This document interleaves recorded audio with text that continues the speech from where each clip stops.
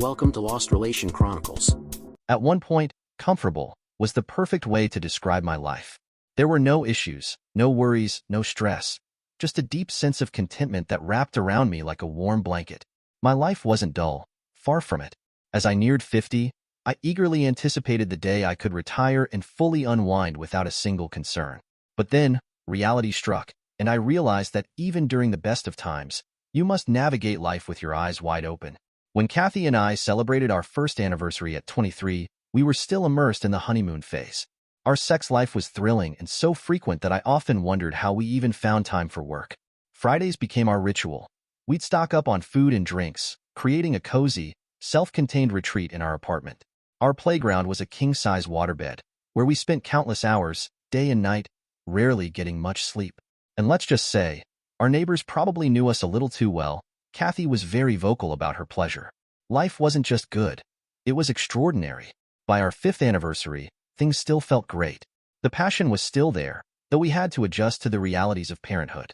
Our son, Alex, was born in the 3rd year of our marriage, and while living in a one-bedroom apartment with a baby cramped our style, we made it work. We were still madly in love, and in many ways, Alex brought us even closer. We continued to make time for intimacy 5 nights a week, though as our careers advanced, life became a bit more complicated. Despite the changes and challenges, I believed our love could endure anything. I had no idea how much my once comfortable life was about to be turned upside down. By the time our 10th anniversary rolled around, changes seemed to come by leaps and bounds. Little Nancy came into our lives at year 7, and yes, she was planned. Gone was our one-bedroom apartment, and was replaced with our first house at year 8. It was a fixer-upper, and like everyone, we had big plans to make it the house of our dreams. We just didn't realize it would be so much work and take so much time. Both of our careers had taken off, and between work and the kids, life wasn't as carefree as we would have liked. Thank God neither of us had to travel, or I don't know what we would have done.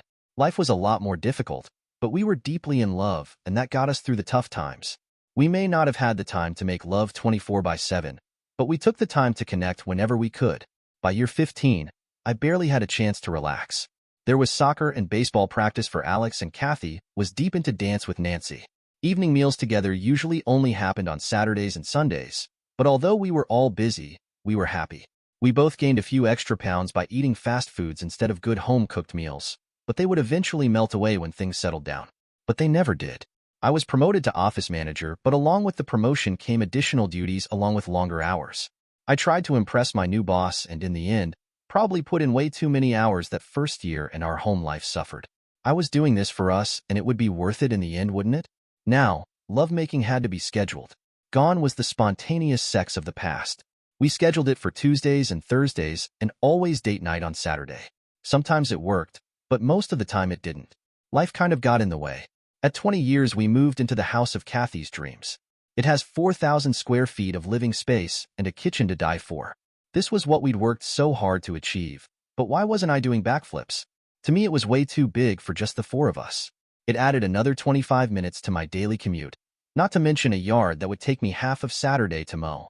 That first month, I thought we were on our honeymoon again. Kathy wanted to show her appreciation, and she did. Every night. I went to work tired most days, but with a smile on my face. In our new neighborhood, everyone knew everyone, and barbecues on the weekends happened at least 3 times a month. Kathy wanted to show off our new house, so it seemed always had people over. It was fun, but tiring all at the same time. We were now a member of suburbia and were living the good life, or thought we were. However, for the first time in our marriage, we argued. There never seemed to be enough money for everything Kathy wanted, not needed. And I wasn't happy about the frequency of our lovemaking. It was down to maybe twice a week at best. Most of the time we made love after coming home from one of the many neighborhood's barbecues. The only problem with that was that Kathy developed a taste for wine, and usually by the time we got home, she was either too looped or tried to do anything. "I'll make it up to you tomorrow" got old real fast, especially when tomorrow never came, thus the arguments. But we were still hopelessly in love, or so I thought. At 25 years, I mellowed out. I decided to let the small things go and not stress about them any longer, and believe it or not, it worked out pretty damn well. I let her run around like a chicken with her head cut off, and just sat back and enjoyed life. I was now an upper-middle manager, and found it a lot easier to supervise the work being done than actually doing it. My hours stabilized, and so went my stress. My boss was grooming me for a senior position, and per him it was mine unless I really screwed up. No chance of that. With Tim in his last year of college and Nancy headed for her first year, we were pretty much empty nesters. I'd put away enough over the years for their education so my income never changed and maybe went up a bit. Kathy was still trying to keep up with the neighbors, but I'd given up years ago. When everyone booked a cruise the following summer, for the first time I said no. I'm not going. I see these people almost every week here at home. Why would I want to travel 1,500 miles just to see them on a Carnival ship? Kathy wasn't happy and we had words. Fine, if you want to go, go, but I'm not. She worked on me for weeks, but I never wavered. Kathy thought about going herself, but in the end didn't. Something about being a fifth wheel. She wasn't happy and let me know in no uncertain terms. When we hadn't made love in almost 3 weeks, I finally said something. If you're trying to punish me, it won't work. And if you no longer want me as a bed partner, just let me know. I'm only 47 and don't plan on living in a celibate marriage. So, my dear, you have a choice. You can be my wife in all senses of the word, or we can end it right here and now. It's your choice, but I'm not going to wait forever. Ben, are you threatening me? Kathy spit out at me. No, my love, just telling you the facts of life. Our relationship took a deeper nosedive. It was 2 weeks later that I took it to the next level. We were supposed to go to another damn barbecue and I'd had enough. I showered, put on a good suit, and was just lacing up my dress shoes when Kathy walked in. I think you're a little overdressed for Greg's barbecue tonight, she said, looking suspiciously at me. Not going. What do you mean you're not going? I don't think I stuttered. Tonight, I'm going out to a good restaurant, and afterwards headed to the new jazz club over on 4th Ave downtown. Well, what am I supposed to do? Kathy, you have 2 choices. You can take a quick shower and join me, or not. Your choice. Okay, I guess I should have said something earlier, but I was making a point. I could have a life outside of our marriage and group of friends. You're bluffing. I drove away in my 3-year-old Lexus. I had a fantastic time.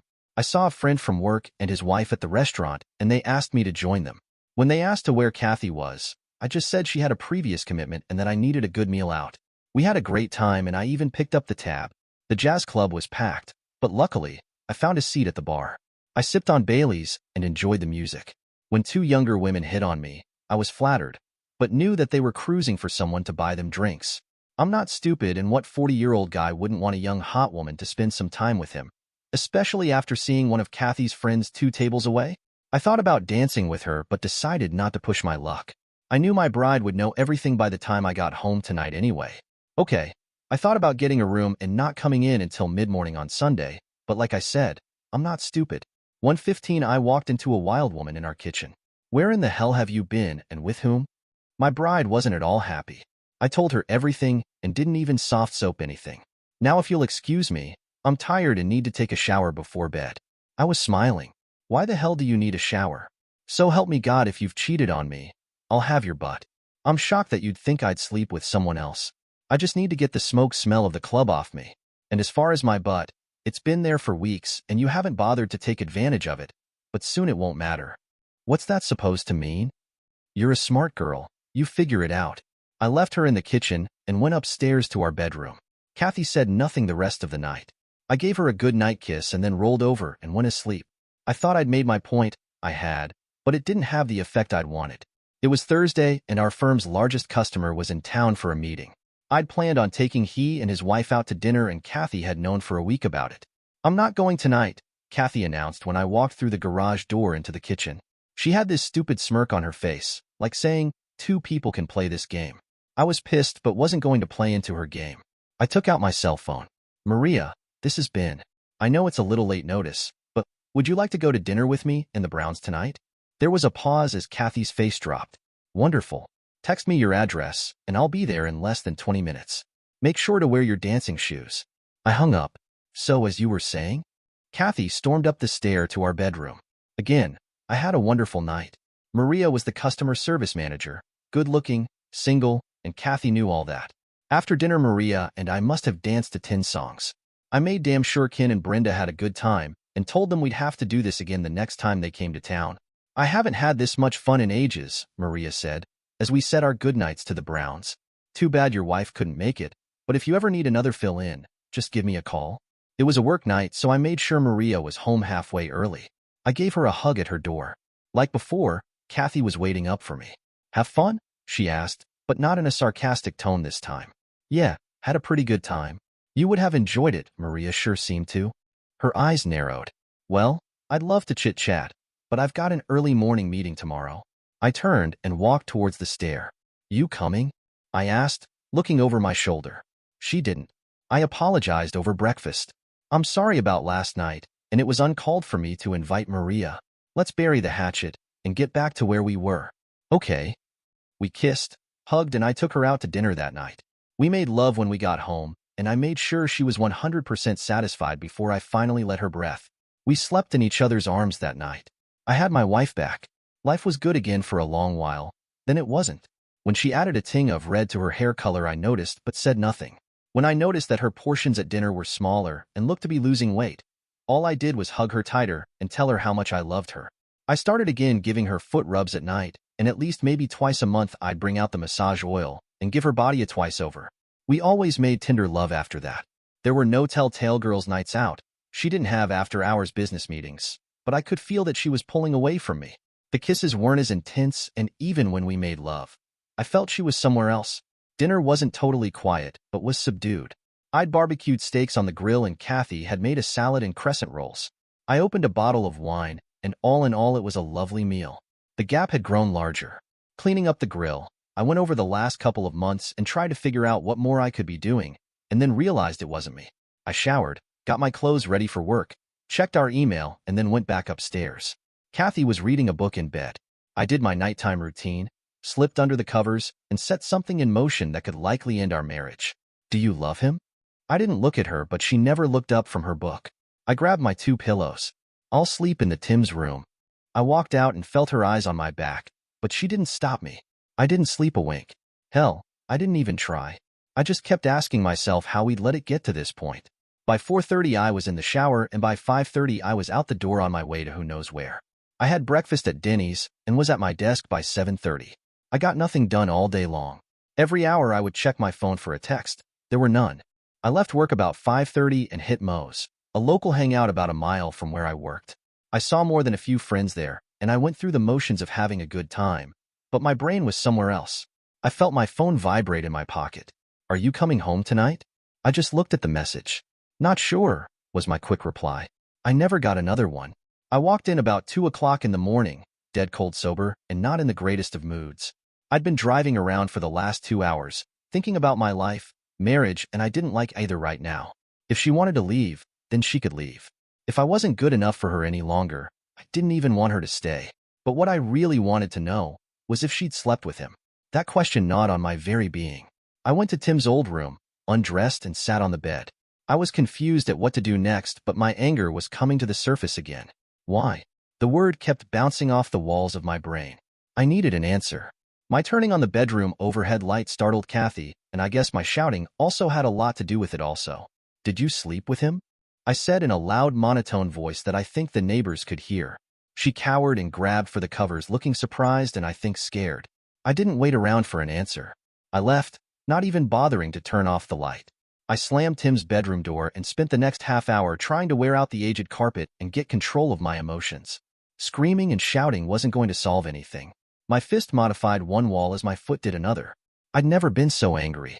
When I looked down and saw my foot was bleeding, I stopped, and then the pain came rushing in. Damn! It was another long night. The hospital emergency room was busy, and I was put on the back burner. More critical patients needed to be tended to first.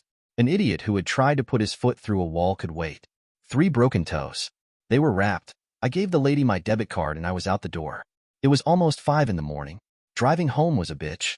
I was as quiet as I could be, hobbling in on one good foot. The house was dark and all I wanted was peace and quiet. I lay down on Tim's bed fully clothed and my eyes got wet looking up at the dark ceiling. I wasn't angry anymore, only sad. I guess I fell asleep at some point because the light coming through the windows told me it had to be at least 10. I hit the bathroom, washed up, took a pain pill, and went searching for an outfit. No way in hell I could wear my dress shoes. I managed to put on a sock and slipped on one of my open-toed sandals. It was rough looking, but it would have to do. Now I wished I'd kicked the wall with my left foot because, like last night, driving was a bitch using my left foot. I walked into work at 11 o'clock and answered the same dumb question 100 times. I walked into a wall in the dark and broke a couple of toes. No big deal. I heard the laughs, got no real sympathy, and spent the day at my desk. I'd lost my appetite 2 days ago, so I skipped lunch. About 3, I got an email from Kathy. You coming home tonight? Not sure, I typed back. We need to talk. Why? I felt the heat rising once again. It's not what you think. I love you. Did you sleep with him? I needed to see it in black and white. I never got a reply. I had my answer. I didn't go home. I bought a few things at the mall and checked into a motel. I played on my laptop until almost 11 and went asleep. I did the same thing every night that week. Friday, I went back to Tony's, had a good dinner, and got hammered. My best guess is the bartender dumped me into a cab, because I don't remember much. That is until I awoke and found myself in my own bed. My head throbbed and my mouth tasted like, well, I won't go into that. I got up, put on my robe, and headed for the bathroom. Someone had puked in the toilet. I could see the remnants on the rim. I took a slug of mouthwash and looked for my toothbrush. Then I remembered where it was. Mouthwash would have to do. I made it down the stairs and smelled the coffee. Kathy was sitting at the counter, cup in hand. She watched me walk into the room, grab my cup, and fill it with coffee. Feeling better? She asked. Not really. What time did they bring me home last night? After 1. Who put me to bed? The cab driver helped me get you up the stairs, and I finished undressing you after you made the first of 2 deposits in the toilet. After that, you just lay down and didn't move for the rest of the night. I had to check your pulse a couple of times to make sure you were still alive. She wasn't smiling. You want to talk? That is without screaming at me? Yeah, I think I can do that, but I'm not promising that if you say something I don't like I won't lose my temper. We sat in silence for a couple of minutes longer. His name is Peter, and for the record, I knew him long before I met you. We grew up in the same neighborhood and went to the same schools together. He was an a-hole then, and he's an a-hole now. He's a customer of my boss, and I saw him for the first time again about a year ago. And, no, I haven't slept with him. I want to, but I haven't. I was confused. Kathy, you're not making any sense. I thought you said he was an asshole? Look, I don't understand it myself.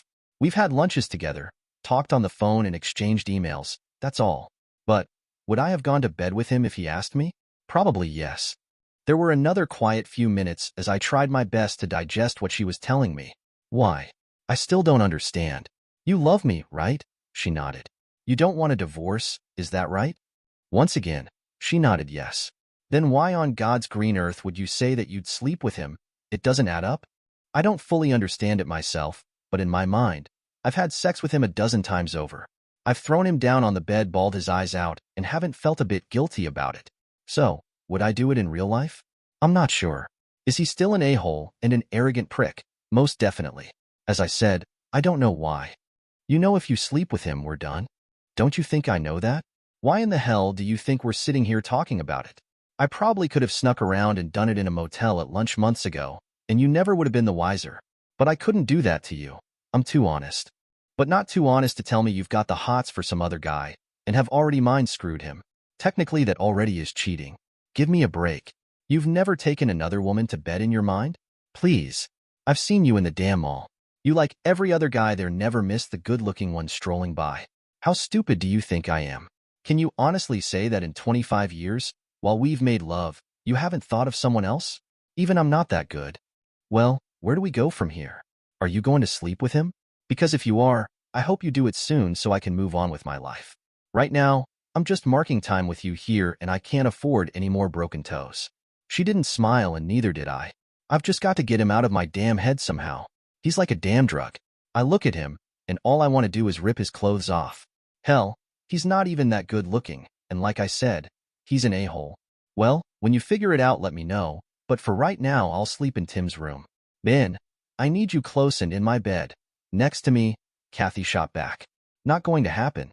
I've been there for months, and it's done me no good. You still think about him, not me. So, like I said, when you're over him, let me know, but don't wait too long.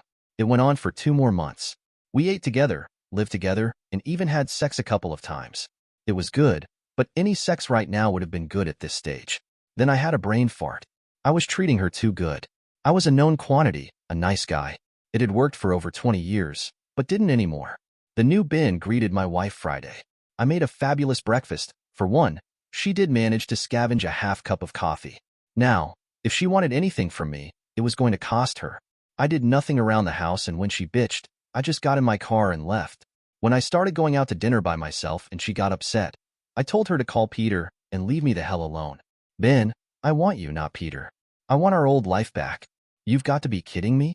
You had that life for over 20 years and hated it. Get used to your new life, sweetheart. There was no more lovemaking, only selfish sex. Sometimes I was so rough with her I even scared myself. Kathy at first couldn't get enough of it, but after a month started to pull back. Maybe the crush had faded. I'm not happy, is how she started it Friday after work. I was in the process of changing to go out with a few buddies while she talked. I thought you wanted a new life with what's his name, yeah, Peter. How's he doing anyway? I asked. Don't know, haven't seen him in a couple of months. That was something new. Well, I'm sure you'll find someone else. You're a good-looking, and from what I can remember, used to be pretty decent in bed. Had to get in that last dig. I don't want anyone new. I want you. You had me, but didn't want the old Ben if memory serves me right. So now, I don't care anymore. You do what you want, and I'll do the same. This wasn't how she wanted the conversation to go. Can you stay home tonight? We can talk and see if we can come up with some type compromise. Please. I don't know. We've been planning this night for weeks, and it would be kind of rude for me to back out at the last minute and all. Hell, in actuality, it was just the four of us guys getting together for a couple of brews and a lot of bullshit. Please. I'm afraid if this goes on too much longer, we won't have a marriage any longer, and that would be a real travesty. I really do love you. Well, if you put it that way, maybe I could pass on tonight, but only if you cook a good dinner. Her eyes light up. Just give me an hour or so. Tonight was going to be interesting. Peter may not have been a true bad boy, but his arrogant, self-assured attitude had an effect on his wife. Was she a latent submissive? I doubted that fact but couldn't deny that he turned her on. What she hadn't foreseen was that she would really miss the good old boy Ben, and rather quickly. I didn't let the adage that the grass is greener across the street remain as such. I didn't play her game. I took away the once comfortable life she once had and replaced it with I thought what she was looking for. She didn't like her new reality. Ben, can we go back to what we once had? Kathy, like I said before, you weren't satisfied with our old life. I don't know what you were looking for, and at this point I really don't care. Don't you still love me? I could see in her eyes Kathy was pleading at this point. I guess I still do, but your attitude that you didn't know if you could remain faithful to me hurt me a lot. Ben, I didn't do anything. She stopped. Okay, I did do things that I shouldn't have, and I regret every one of them now. It didn't take long after our last discussion to realize what an idiot Peter was, and that he couldn't care less about me. That is unless I decided to go to bed with him, which I didn't. I let that statement hang in the air. And so, you want what now? You, without the attitude. I want my loving husband back, the one that pampered me and made me feel secure in his arms. And how about if that man is gone and permanently replaced with the new Ben? Well then, you can't imagine how sorry I'll be for wrecking a great marriage over something that probably never would have happened anyway. We took a break and had dinner. I needed to think. Her foreplay began at dinner, and Kathy took it up a notch while we cleaned up afterwards. No words were spoken. We'd done a lot of that before and got us nowhere. A bump, a touch, a smile. She was pulling out all the stops. When she handed me an after-dinner drink, I took it, smiled, and gave her a peck on the lips. The warm liquid lit a fire in me as I watched her sip on her drink and tongue the rim of her glass. Would there be sex tonight, or would it be lovemaking? I wanted the later. Hell, we didn't last 5 minutes. With our half-finished drinks left on the counter, I dragged her to bed. She was wide-eyed when I literally ripped her clothes off and pushed her back on the bed. Looking maybe a little fearful, I could see the resolve leave her face. It wasn't going to be lovemaking, but the same raw sex she'd had to accept over the last month. I think I saw a tear. When I stripped and lay down on the bed next to her, she didn't move. I think she was just waiting for the onslaught. But that didn't happen. It started off slow and hesitantly, but we rebonded that night and made tender and gentle love. It went on for hours, and for the first time in a long while we fell asleep in each other's arms. Did that one night solve all our problems? Not by a long shot. We had issues that needed to be addressed, and over the next 2 months, we had more than a few difficult discussions. I wasn't going to let it drop. She'd started something that needed to be finally buried. I wasn't going to have to deal with it again in the future.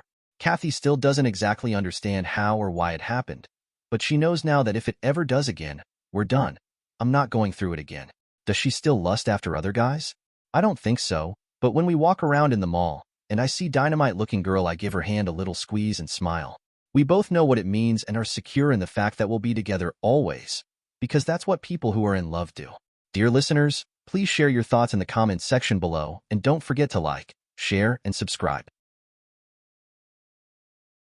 Thank you for joining us, and we hope you enjoy the story. Let's start. Alexander Alex Carrington stood at the floor-to-ceiling windows of his corner office, surveying the city skyline. At 42, he cut an imposing figure, tall, broad-shouldered, with steel-gray eyes that missed nothing. As the CEO of an international logistics company, Alex had built his empire through a relentless need for control and perfection. The intercom buzzed. "Mr. Carrington, your son is here to see you." "Send him in," Alex replied, his stern expression softening slightly. 10-year-old Max bounded into the room, Claire's iPhone clutched in his small hands. "Dad, what's a prenup?" Alex froze, his blood running cold. "Where did you hear that word, Max?" "It was in Mom's email," Max said innocently, holding up the phone. With forced casualness, Alex took the device from his son. His heart nearly stopped as he saw the email chain between Claire and her divorce lawyer. They were plotting to leave him, waiting for his father's inheritance.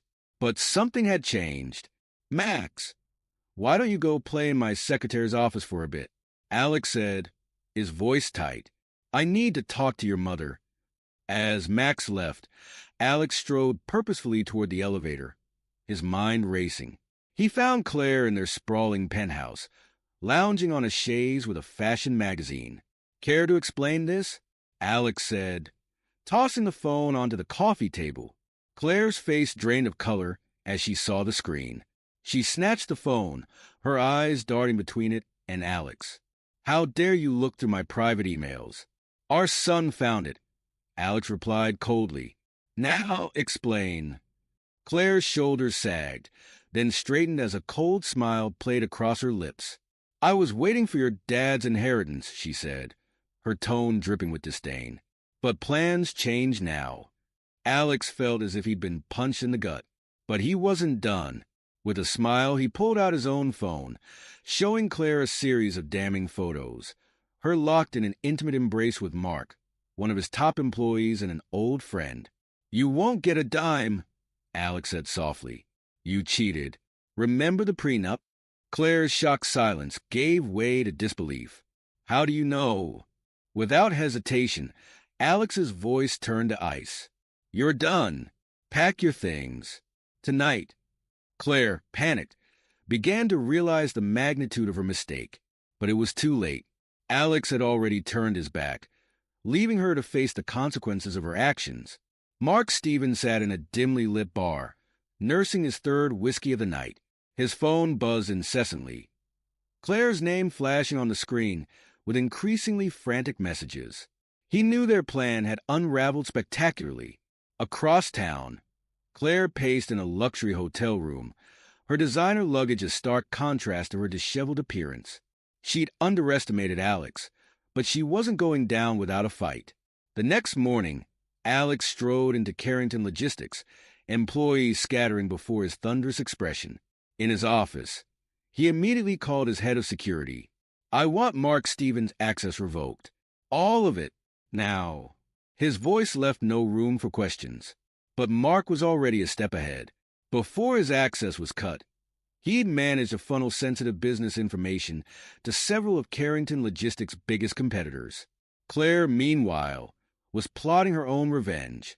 With her sharp social skills, she began reaching out to her extensive network, spreading rumors about Alex's crumbling empire and tarnishing his once flawless image. As Alex sat in his office, reviewing the damage reports, his intercom buzzed. "Mr. Carrington, there's a Victor Zorin on line 1 for you." Alex's eyes narrowed. Victor Zorin, the ruthless Russian oligarch who'd been eyeing his company for years. He picked up the phone, his voice cool and controlled. "Zorin, what can I do for you?" "Ah, Alexander." Zorin's heavily accented voice oozed false sympathy. "I heard about your recent troubles. Perhaps now is a good time to discuss that merger we've been dancing around." Alex's grip tightened on the phone. Carrington Logistics is not for sale, Zoran. Not now, not ever. As he hung up, Alex realized he wasn't just fighting a personal betrayal. This was a direct threat to his entire empire. Alex sat across from Liam Quinn, a brilliant but morally ambiguous investigator he'd hired to dig up dirt on Claire, Mark, and Zoran. Liam's findings were worse than he'd imagined. They'd been stealing from the company for months, Liam explained, sliding a file across the desk. They planned to bankrupt you, destroy your empire, and flee the country with the spoils. Alex's jaw clenched as he reviewed the evidence. At that moment, his phone rang. It was his CFO. "Sir, we have a problem. Zoran's just launched a series of strategic moves that's crippling our supply chain." Hanging up, Alex knew he had to act fast. He arranged an emergency meeting with Zoran at an exclusive private club. The Russian oligarch sat across from him, smug and overconfident. "Your company is on its knees, Alexander. I'm offering to buy you out at a fraction of its worth. It's more than generous, considering the circumstances." Alex leaned forward. "You underestimate me, Zoran. This isn't over." As he left the meeting, Alex's mind was already formulating a plan. He'd not only survive this onslaught, but annihilate all his enemies in the process. Back at his office, Alex initiated his counterattack. Using the evidence Liam had uncovered, he filed a countersuit against Claire and Mark, accusing them of fraud, embezzlement, and conspiracy. He then began systematically removing Mark's influence from within the company, firing his associates and cutting off his access to company funds. It was a surgical strike, precise and devastating. As night fell over the city, Alex stood at his office window, looking out at the empire he'd built. The battle had only just begun, but Alexander Carrington was a man who played to win, and win he would, no matter the cost. Claire Carrington stood in the middle of her rented apartment, surrounded by designer luggage that looked out of place in the modest space. Her perfectly manicured nails tapped against her phone screen as she scrolled through her contacts. She needed an ally, someone who could help her turn the tables on Alex. Her finger hovered over a name, Andrea Wells, investigative journalist. A cold smile played across Claire's lips as she hit the call button. "Andrea, it's Claire Carrington. I have a story for you. How'd you like an exclusive on the dark side of Alexander Carrington's empire?" Across town, Alex sat in his office, reviewing the latest reports on the damage Claire and Mark had done. His intercom buzzed. "Mr. Carrington, there's a Ms. Wells from the Tribune on line 1. She's asking for a comment on some allegations." Alex's eyes narrowed. So, the war had begun in earnest. He picked up the phone, his voice cool and controlled. "Ms. Wells, what can I do for you?" As Andrea laid out the accusations, corruption, abusive leadership, shady dealings, Alex listened silently, his mind already formulating a counter-strategy. When she finished, he spoke only 2 words. No comment. He hung up and immediately dialed Liam Quinn. "I need everything you've got on Claire and Mark. Now." Days passed, and the city buzzed with rumors.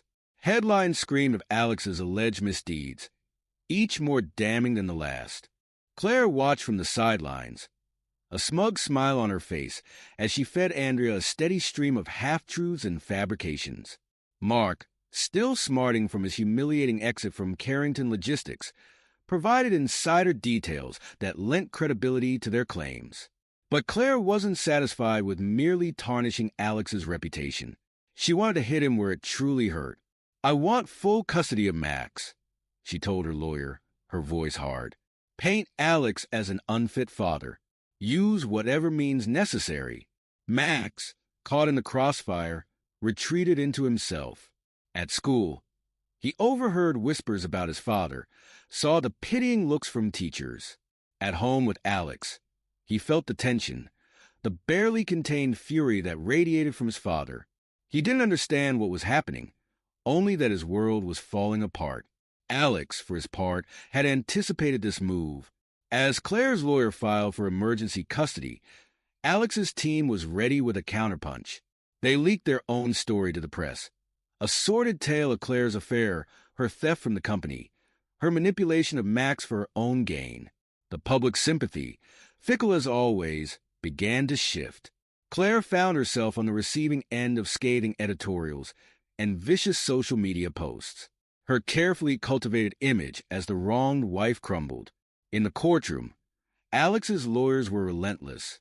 They presented evidence of Claire's infidelity, her attempts to circumvent the prenup, her plans to flee the country with company funds.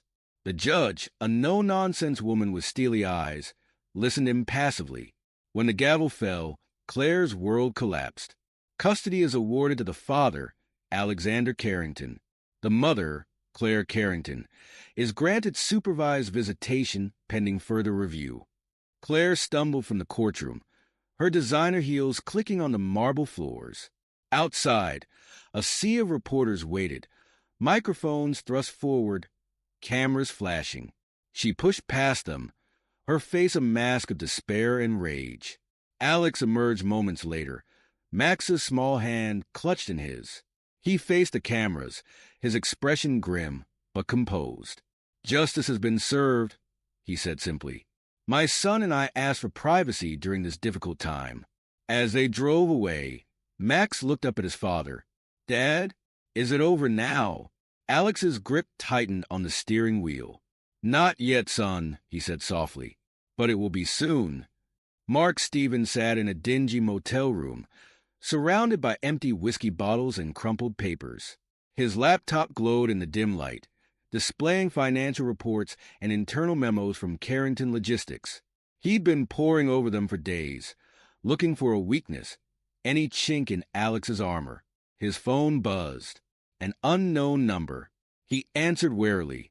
"Stevens. Mr. Stevens." The voice was heavily accented Russian. "I believe we have a mutual interest in Alexander Carrington's downfall." Mark sat up straighter. "Who is this?" "A friend. One who can provide the resources you need to finish what you started." It was Zoran. Mark's mind raced. This was it. His last chance to strike back at Alex. "I'm listening," he said. Across the city, in his penthouse office, Alex was in the middle of a video conference when alarms began blaring from his computer. Red warning messages flashed across multiple screens. "Sir," his head of IT's panicked voice came through the speakers. "We're under attack. Massive data breaches. Our logistics software is compromised. Shipments are being rerouted." Alex's face hardened. He'd been expecting this, but the scale of the attack was beyond anything he'd anticipated. "Initiate Protocol Omega," he ordered. "Now!" As Carrington Logistics descended into chaos, Alex remained eerily calm. He watched as shipments were delayed, contracts were breached, and the company's stock price plummeted. His phone rang incessantly, board members, partners, media outlets all demanding answers.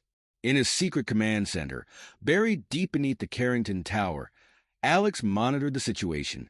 Liam Quinn stood beside him, relaying real-time intelligence.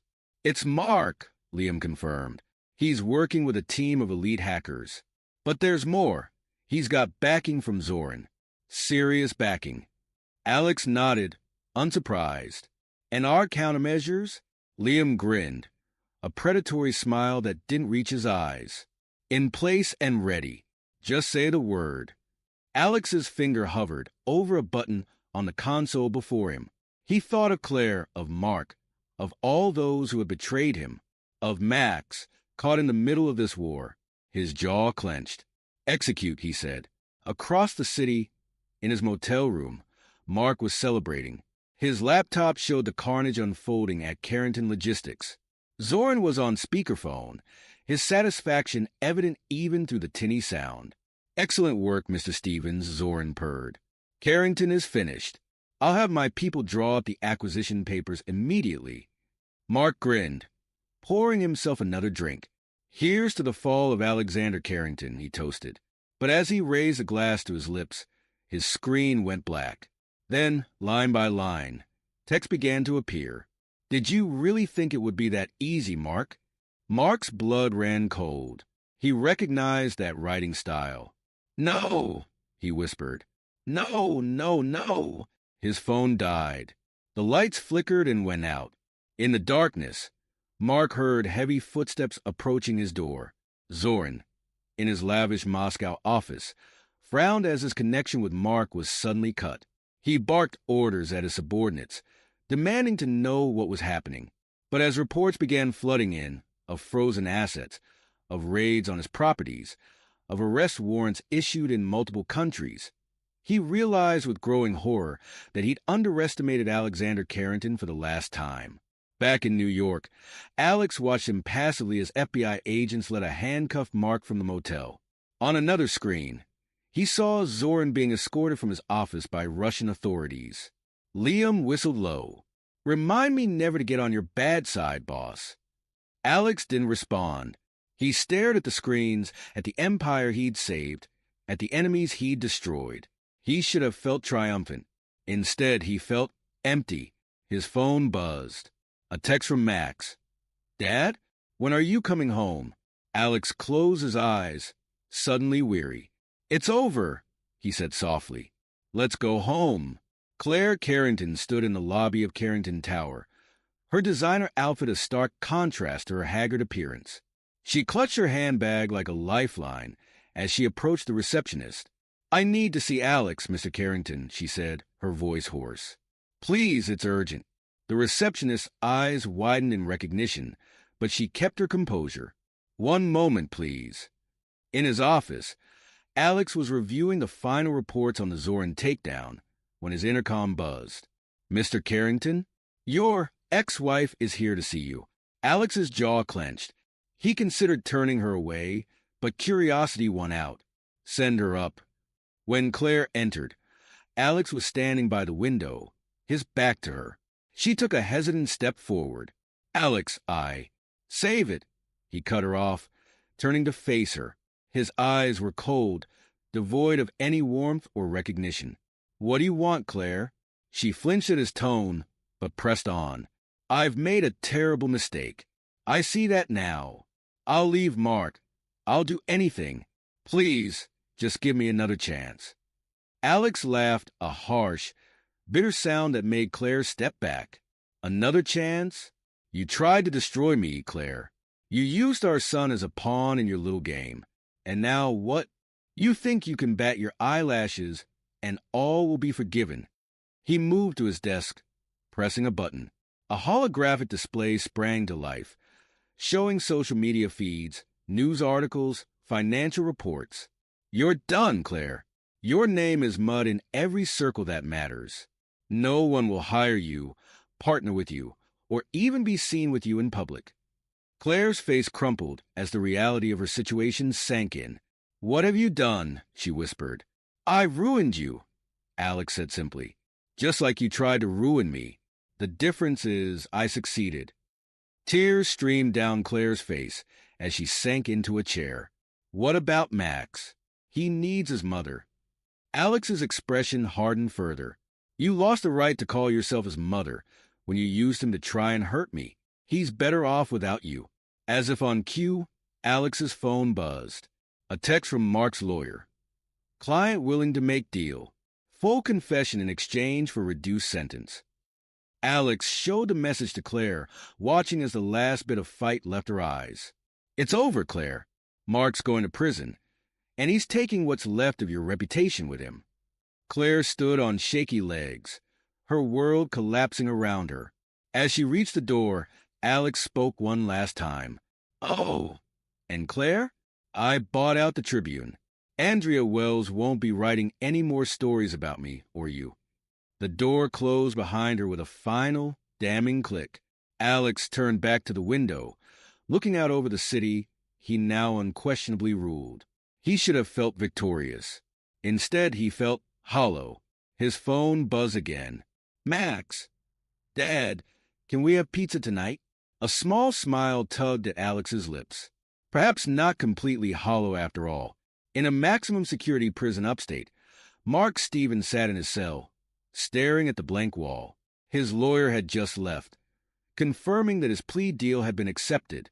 He'd spend the next decade behind bars, but at least he'd avoided the life sentence Zoran was facing. As night fell over New York, 3 lives lay in ruins. Claire, once the toast of society, now a pariah, wandering the streets with nowhere to go. Mark, locked away, his ambitions turned to ash. And Zoran, his vast criminal empire dismantled, facing justice in a Russian court. And at the top of it all stood Alexander Carrington, the man who had orchestrated their downfall. He had won, utterly and completely. Viktor Zorin stood at the window of his Moscow penthouse, a glass of vodka in his hand, staring out at the city lights. His reflection in the glass showed a man consumed by fury and obsession. Alexander Carrington had humiliated him, dismantled his operations, and left him a shell of his former self. But Zorin was far from finished. His phone buzzed. A text from an unknown number. "It's done. The syndicate is ready." Zorin's lips curled into a cold smile. He'd spent months rebuilding his network, calling in favors from the darkest corners of the criminal underworld. Now, backed by an influential Eastern European crime syndicate, he was ready to strike back at Carrington with a vengeance. Across the ocean, Alex Carrington sat in his office, reviewing quarterly reports. The past few months had been quiet, too quiet. He couldn't shake the feeling that something was brewing. His intercom buzzed. "Mr. Carrington, we have a situation." Alex's eyes narrowed. "What kind of situation?" "Sir, we're under attack. Massive cyber attacks across all our systems. Our firewalls are failing." Alex's jaw clenched. He'd been waiting for this. Initiate Protocol Omega. Now. But as the hours ticked by, it became clear that this was no ordinary attack. Zorin had learned from his past mistakes. This time, he wasn't just targeting Carrington Logistics. He was going after Alex's entire empire. Banks reported suspicious activities in Alex's accounts. Stock prices plummeted as sensitive information was leaked to the media. Investors panicked, pulling out in droves. Alex stood in his war room, surrounded by screens displaying the chaos unfolding across his businesses. Liam Quinn burst in. "Boss, it's worse than we thought. Zorin's got a team of corrupt lawyers filing international lawsuits against us. Environmental damage, labor violations, you name it. They're trying to bleed us dry." Alex's mind raced, calculating moves and countermoves. But before he could respond, another alert blared. "Sir," his head of security's voice crackled over the intercom. "We've detected an unauthorized entry at your private residence." "Max." The line went dead. For the first time in years, Alex felt a cold fear grip his heart. "Get me to the house. Now." The drive to his mansion was a blur. As they approached, Alex saw signs of a struggle. Broken glass, overturned furniture. He charged inside, calling for his son. "Dad!" Max's voice came from upstairs. Alex took the stairs 3 at a time, bursting into his son's room. Max was huddled in a corner, shaken but unharmed. Near the window lay a man in black, unconscious. "Are you okay?" Alex asked, pulling Max into a tight embrace. Max nodded, his voice muffled against his father's chest. "I remember what you taught me, about being prepared." Alex's throat tightened with a mixture of pride and guilt. He'd taught his son to be strong, to be a survivor. But at what cost? As security swarmed the house, Alex's phone rang. Unknown number. "Mr. Carrington." Zorin's voice, smooth as silk. "I trust won't have your attention now." Alex's voice was cold fury. "You've made a grave mistake, Zorin." "Oh, I don't think so. This is just the beginning. I'm going to take everything from you, Carrington. Your money, your power, your legacy. And when you have nothing left, when you're broken and begging for mercy, then I'll end you." The line went dead. Alex looked at Max, still clinging to him, then at the chaos around them. For a moment, doubt crept in. Had he underestimated Zorin? Had his arrogance put everything and everyone he cared about at risk? But as quickly as it came, the doubt vanished, replaced by a cold, implacable resolve. Zorin wanted a war. He'd give him one. Alex turned to Liam, who stood waiting for orders. "Call the team. It's time we finish this." once and for all. The safe house was a nondescript brownstone in a quiet neighborhood, its basement converted into a high-tech command center. Alex sat at the head of a long table, surrounded by his most trusted advisors and operatives. Liam Quinn stood at his right hand, looking like he hadn't slept in days. "All right," Alex said, his voice cutting through the tense silence. "Zoran thinks he's got us on the ropes. It's time we show him how wrong he is. Liam, what have you got?" Liam tapped a tablet, and holographic displays sprang to life around the room. "We've identified the key players in Zoran's syndicate, his money men, his enforcers, his political connections. They're spread across Eastern Europe and Asia, but they all report to this man." A photo appeared, a severe-looking man with cold eyes. Dmitry Volkov, Zoran's right-hand man and the architect of the cyber attacks against us. Alex studied the face, committing it to memory. "And our plan, we hit them where it hurts," Liam said, a predatory grin spreading across his face. "We've got teams ready to move on their money laundering operations in Cyprus, their weapon caches in Ukraine, their drug routes through Turkey. When we're done, Zoran's entire network will be in chaos." Alex nodded, then turned to his head of legal affairs. "And the lawsuits?" The lawyer smiled thinly. "We've got countersuits ready to file in every jurisdiction. More importantly, we've uncovered evidence of judicial bribery. When this gets out, half the judges on Zoran's payroll will be facing charges of their own." One by one, Alex's team laid out their strategies. Financial attacks to freeze Zoran's assets, media campaigns to turn public opinion, backdoor diplomacy to ensure international cooperation in taking down the syndicate. As the meeting wound down, Alex stood. "You all know what's at stake here. Zoran thinks he can destroy everything we've built. We're going to show him the true meaning of destruction. Execute the plan. No mercy, no quarter." The team dispersed, each member heading out to set the gears of Alex's counterattack in motion. But as they filed out, Liam hung back. "Boss, there's one more thing," he said, his voice low. "I think I've found a way to lure Zoran out into the open, but it's risky." Alex raised an eyebrow. "I'm listening." Liam outlined his plan, a false lead about a multi-billion-dollar deal in Dubai, too tempting for Zoran to resist. But it would require Alex to put himself in the line of fire. "It's dangerous," Liam finished, "but if it works, we can end this once and for all." Alex was silent for a long moment, weighing the risks. Then he nodded. "Do it, but make sure Max is secure. I won't let Zoran use him against me again." As Liam left to set the trap, Alex stood alone in the command center. He thought of Claire, of Mark, of all the enemies he'd vanquished to get here. Zoran was just the latest in a long line of those who'd underestimated him. He'd be the last. Thousands of miles away, in a luxurious Moscow apartment, Zoran received an encrypted message.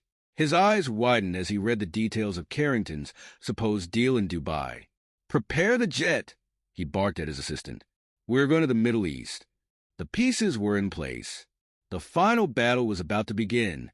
Days later, Alex stood in the opulent lobby of Dubai's most exclusive hotel, surrounded by the world's business elite. The trap was set. Now all he had to do was wait for Zoran to take the bait. He didn't have to wait long. A commotion at the entrance drew his attention. Victor Zoran strode in, flanked by bodyguards, his eyes scanning the room until they locked on Alex. For a moment, the two men stared at each other across the crowded lobby. Then Zoran smiled, a cold, predatory grin, and began making his way towards Alex. But before he could reach him, chaos erupted. Police swarmed in from every entrance, shouting orders in Arabic and English. Zoran's face contorted in rage as he realized he'd been set up. "Carrington!" he roared, lunging forward. But it was too late. Officers tackled him to the ground, snapping handcuffs around his wrists. Alex watched him passively as Zoran was led away, still shouting threats and obscenities. It was over. The man who had threatened everything he held dear was finished. As the dust settled, Alex's phone buzzed. A text from Liam. "It's done." Volkov and the others are in custody. The syndicate is finished. Alex allowed himself a small smile. He'd won. Again. But as he looked around at the chaos he'd orchestrated, he felt no joy, no triumph. Just a hollow emptiness. His phone buzzed again. This time, it was Max. Dad, are you okay? When are you coming home? Alex closed his eyes, suddenly weary. It was time to go home. Time to face the consequences of the world he'd created. Months passed. The world watched in awe as Victor Zorin's criminal empire crumbled. Its tentacles severed one by one. Alexander Carrington emerged from the ashes stronger than ever, his company's stock soaring to unprecedented heights. Alex stood in his newly renovated office. Looking out over the city he now unquestionably ruled. The skyline was dotted with buildings bearing the Carrington name, a testament to his expanding empire. A knock at the door interrupted his reverie. "Come in," he called, not turning around. Max entered, now a young man of 16, the spitting image of his father. "The board is waiting, Dad. They're ready for your presentation on the Zorin acquisitions." Alex nodded, allowing himself a small smile. He'd taken control of Zorin's legitimate business assets, expanding his reach into markets he'd only dreamed of before. His strategic mind had thrived in the aftermath of his victory, turning near defeat into unparalleled success. As they walked to the boardroom, Alex studied his son. Max had witnessed the darker side of his rise to power, had seen the ruthlessness required to survive in this world. But he'd also seen his father's intelligence, his resilience, his unwavering determination. "Remember, Max," Alex said as they paused outside the boardroom, "in this world, you're either the predator or the prey. Always be prepared. Always be 3 steps ahead." Max nodded, his eyes serious. "I know, Dad. You've taught me well." For a moment, Alex saw a flicker of something in his son's eyes, admiration mixed with caution. Max respected his father's strength, his ability to overcome any obstacle. But he was careful not to emulate the cold ruthlessness that had defined Alex's path to the top. As the board meeting progressed, Alex laid out his plans for further expansion. The other executives listened in awe and fear, knowing that to cross Alexander Carrington was to court destruction. He'd proven that with Claire, with Mark, with Zorin. Mercy and forgiveness were weaknesses he could no longer afford. Later that evening, Alex stood on the balcony of his penthouse, a glass of scotch in hand. The city sprawled before him, a glittering testament to his power. For the first time in his life, he felt truly untouchable. He thought back to the day Max had innocently asked about prenups, setting in motion the chain of events that had led him here. He felt no regret for the choices he'd made, the lives he'd destroyed. In his mind, they had been obstacles to overcome, nothing more. The world was a battlefield, and Alexander Carrington had emerged the undisputed victor. As the sun set over his empire, Alex allowed himself a rare, genuine smile. This wasn't the end. It was only the beginning of his reign, and he was ready for whatever challenges lay ahead. Behind him, he heard Max's footsteps. His son joined him at the railing, looking out over the city. "It's incredible, isn't it?" Max said softly. "Everything you've built." Alex nodded, putting an arm around his son's shoulders. "And someday, it'll all be yours." Max was silent for a moment, then turned to face his father. "Dad, do you ever wonder, was it worth it? The cost of getting here?" Alex met his son's gaze, seeing in it a warmth and humanity that he himself had long since abandoned. For a brief moment, he felt a flicker of doubt, but he pushed it aside. In this world, Max, you take what you want or watch someone else take it from you. I chose to take it. Remember that. Max nodded slowly, turning back to the view. But Alex saw the conflict in his eyes, the struggle between admiration for his father's achievements and unease at the methods used to attain them. In that moment, Alex realized that while he had conquered the world, there was one thing he might never fully possess: his son's unquestioning allegiance to his worldview. Max would forge his own path, shaped by but not beholden to his father's legacy. And strangely, Alex found he was okay with that. Perhaps it was Max's role to be the one thing his empire had lacked, a moral compass, a reminder of the humanity he'd sacrificed on his climb to the top. As night fell over the city, father and son stood side by side, overlooking the empire they would shape together. The future stretched out before them, full of possibilities and challenges yet to come. Alexander Carrington had won his war. Now, with Max by his side, it was time to secure his legacy for generations to come. This is where our story comes to an end. Share your thoughts in the comment section. Thanks for your time. If you enjoy this story, please subscribe to this channel. Click on the video you see on the screen, and I will see you there. Welcome to Lost Relation Chronicles. A sudden, sharp pain erupted behind my eyes, quickly spreading and intensifying. The agony was overwhelming. My vision blurred, and my eyes throbbed as I sat at my desk, staring at my laptop but unable to focus on it. My mouth felt parched, unbearably dry, and parts of my body felt numb, though I couldn't pinpoint which. Maybe my face, an arm? It was all so vague. I reached for my beer, but my hand missed, knocking it over instead. None of this made sense. Then, in a chilling moment, it made perfect sense. I could feel my brain functions slipping away, one by one, with a certainty as strong as knowing my own name. Ryan Hayes.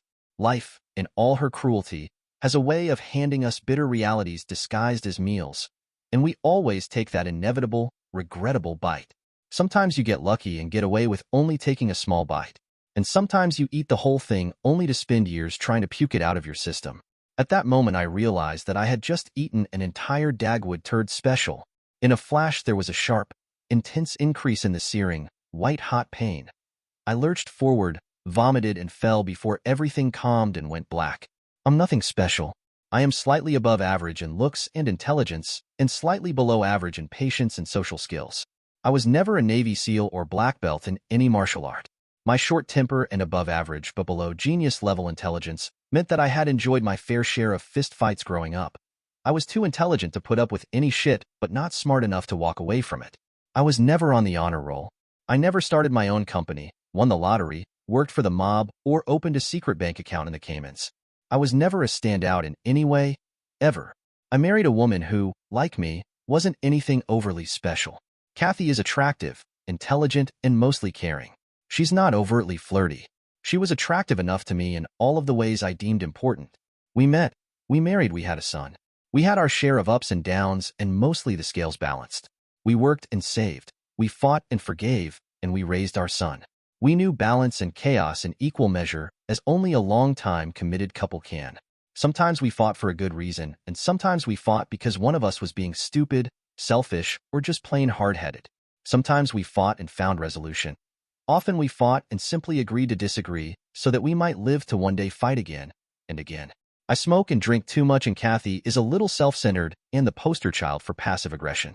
Kathy argues her passive aggression is a result of my smoking and drinking, and I argue that I drink and smoke because she's so damn passive-aggressive.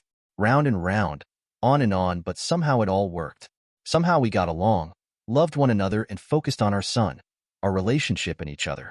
We were happy. Neither of us ever worked out regularly, but we have always been active and reasonably fit. We have always tried to eat well, but we've never said no to a pizza because we worried about saturated fats. Everything in moderation. No one was ever going to write a love story about us. We were in love with each other, but not obsessed with one another. Our bedroom was never on fire. We did what we enjoyed as often as we enjoyed doing it. No more, no less. Early in our marriage, we probably had sex 2 or 3 times a week, but we never had any marathon sessions. Once we both got off, that was it until the next time. Neither of us had a ton of experience before we met, but neither of us were virgins. Her number of previous sexual partners was a little higher than mine, but that never bothered me. I had never had trouble attracting women, but I had been choosy about who I shared my bed with. Odd for a young man, I realized, but that is how I was wired. I had to be into you to bed you, so the fact my number wasn't higher was by choice, not circumstance. As I said, Kathy was no 304, so her slightly higher number simply didn't matter. We fit well together, enjoyed one another, and neither felt they were short-changed. Kathy had a very difficult pregnancy and birth with our son Alex, and was left with a lot of vaginal scar tissue afterward. He was born at just over 10 pounds, which proved a little much for Kathy's 5 feet 3 inches frame. There was a certain amount of pain involved with sex after that, but we managed. After 28 years of marriage, we still made love, but never more than 2 or 3 times a month. Kathy was just as likely to initiate sex as I was, and we rarely turned the other down when approached, so I am certain that we had as much sex as we each wanted. We were always affectionate with one another. That never waned. We still frequently held hands out in public or cuddled while we watched a movie. We had a lot in common and a lot of differences. We shared the same values and goals, enjoyed the same music, and while we both enjoyed reading, we never read the same books. Kathy hated television and rarely had the patience to sit through an entire movie, and often as not we struggled to find something we'd both enjoy. She loved cooking, and while I loathed cooking, I didn't mind cleaning up. We both loved the outdoors and camping, but while Kathy enjoyed birdwatching, I wanted to fish or hike. We were alike where it mattered, and our differences allowed us to embrace our individuality. It worked. Becoming parents changed us both for the better. When our son was born, I stretched my patience and worked on developing better social skills, while Kathy became a little less self-centered and tried to be less passive-aggressive where our son was concerned. I joined Scouts with Alex while Kathy joined the PDA. We all attended church together, and we made sure Alex was always active, happy, and loved. Kathy was the disciplinarian while I provided measured guidance. We taught Alex the value of hard work and honesty, empathy and loyalty, and hope and faith in self and God. And we were proud of the results. We weren't perfect, but we seemed to function perfectly together. Mr. Hayes, can you hear me? Mr. Hayes. I slowly scanned the room for the voice, trying to lick my dry lips. Where was I? What the hell is going on? My eyes, out of focus, settled on something or someone just to my right. Mr. Hayes, my name is Dr. Taylor. Do you know where you are? Brogth. I slurred in response. There was a pause. Mr. Hayes, you have suffered a stroke. A hemorrhagic stroke. You're in the Presbyterian hospital. Do you understand? Grammon. What the hell? My mouth wasn't working. I nodded my understanding. Good. Don't worry about your speech, Mr. Hayes. It appears you're suffering from a form of aphasia as a result of your stroke. You've suffered some damage to the right side of your face. There is a slight drooping. At this point, we can't determine if you have any other damage, or if the aphasia is a result of brain damage, or because of the muscle damage to your face. When you regain some of your strength, we'll be able to determine the extent and nature of your deficits and provide you with a more complete diagnosis and prognosis. It seems you are able to understand me, though, so I am hopeful. The doctor droned on for several more minutes about the surgery I underwent to isolate and stop the brain hemorrhage that he believed was responsible for my stroke. I tried to focus my eyes on him. I tried to process what he was telling me.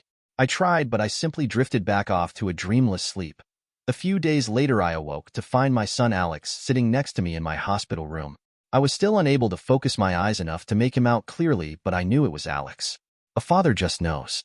When he noticed I was looking at him, he took my hand, sniffed, and tried to choke a few words out. Dad, He sounded tired, defeated. I simply nodded, squeezed his hand, and looked away. What could be said? The only other people I had seen were my boss, 2 colleagues, and the hospital staff. 3 days later, Alex and I were in a Mexican standoff, glaring at each other for several minutes. I wasn't happy about him being here, and he wasn't happy about a lot of things. Dad, you're going home tomorrow. How the hell are you going to manage on your own? There's no question that I'll be there to help you. You can't drive. You can barely walk. What's your plan? He had me there. Alex, I love you. I appreciate you and I appreciate your concern, but you just started your new job and shouldn't be taking time off to help me. I'll be fine. Of course, it didn't sound like that at all. I had made progress on my speech, but it was still slow, labored, heavily slurred, and often only barely above a mumble. Alex was one of the few, aside from the hospital staff, who was able to make sense of my slurred mumblings. This isn't up for debate, Dad. Since Mom. He let that thought die on his tongue. You can't be on your own. At least not for a little while. Who the hell else is going to help you? My boss has been very understanding, so stop worrying. I can stay with you, work a few less hours at the office while I shuttle you around, and make the rest up working remotely from the house. It'll be fine. My prognosis was good. Aside from the aphasia, I had partial paralysis in my right arm and leg. A little physical and speech therapy, some blood thinners, and a lifestyle change, and I should be able to regain most of the use of my leg and arm and reduce the drooping in my face significantly. Dr. Taylor felt that I would have a slight limp and my facial droop would hardly be noticeable. Thankfully, for me, the aphasia seemed more directly related to the muscle damage in my face and mouth. Okay, Alex. Thank you. I sniffed, slurred, mumbled. I love you, Dad. I was going home, or what was left of it. Damn. I love you too, Alex. There were no warning signs. I didn't know I was about to lose my wife, and she hadn't given me any clues. We had been married for just over 25 years when it happened. Kathy worked as a director for a nonprofit while I was the director of North American sales in a division of a large international software company. I know, what's a guy with poor social skills doing in sales? Well, the truth is that the worst salespeople are the guys with the gift of gab. They simply are incapable of listening. If you want to sell a complex software solution to a Fortune 500 company, you've got to be able to listen. The executives of these large companies don't want to be your friend, but they do need to trust and respect you professionally. They might want to have a beer or play a round of golf with the talkers, but they'd much rather work on their business issues with the listeners. I made excellent money, and while I was good at my job, I had always been a great salesman. I was never outstanding, never one of the very few guys who made seven-figure commissions. But I always met or exceeded quota regardless of the economy, and my consistent performance had earned me my current position and the respect of many colleagues past and present. I was not a hard-nosed prick with my team, but I expected you to achieve quota most of the time. I worked with my reps to help that happen, and in all of the years I managed salespeople, I had only had to fire a handful for performance issues. I would argue, and have regularly, that they were hiring mistakes, which often happens in an up economy, when you have to relax your standards a little to fill the open positions. I had always argued against such hiring, but was frequently pushed into it by senior management. Reps can only write so much new business while nurturing their existing customers, and let's face it, some guys are great hunters while others excel at farming. Management solved that by splitting territories. I always thought that was short-sighted and lazy. I wanted to separate the two, have hunters hunt and farmers farm. For years I was told that was unworkable, unprofitable, and unwise, but that all changed recently when we switched to a SaaS, software as a service, delivery model. Our licensing had changed to a subscription base, and suddenly farming became hugely important. I could finally set my hunters loose and put my farmers in a fertile pasture. Initially, some of the hunters hated the idea of giving up the low-hanging fruit of a subscription renewal, but ultimately realized that they enjoyed their work more, and with properly adjusted quotas were still pulling $250K on plan. Eventually, everyone was happier. I spent a good deal of my time dealing with other people's problems. I enjoyed that. I loved solving problems for my reps, our customers, my company. I could almost always find a win-win, and that made my work enjoyable. There was a lot of stress, though. You still have to hit your numbers. In sales, you can't rest on your laurels. You're only as good as your last quarter, and that means you're always moving. I traveled a lot. Every week I was on the road somewhere. Sometimes just overnight, sometimes as long as a week. It wears you out, is hard on your personal relationships and your physical and mental health. Hobbies helped me with the stress, and Kathy supported my career wholeheartedly, which also helped reduce the stress I might otherwise have had worrying about the state of my home life. I tried damn hard to be available every weekend for her and Alex, and mostly succeeded. I held my sales meetings, conference calls, midweek, which was a little unusual, but I wanted the start of the week open to allow us to react to whatever happened over the weekend, and I wanted to give my reps at least a little time to act on any suggestion or corporate directives we covered during the sales meeting. It worked for us. As I sat in my office going through my mail one Wednesday afternoon immediately following our weekly sales call, I picked up a plain white envelope postmarked Dallas with no return address. It was about as nondescript as it gets, yet opening that envelope changed my life, setting it on a new, dangerous course that I would never fully recover from. Oh, Kathy. Adam Carter was a happy little guy despite his line of work.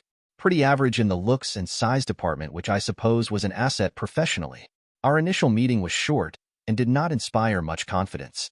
He asked a lot of the questions one would expect, but he also asked a lot of questions that seemed pretty damned irrelevant to me. Some of his comments were outright queer, and he was annoyingly upbeat about everything.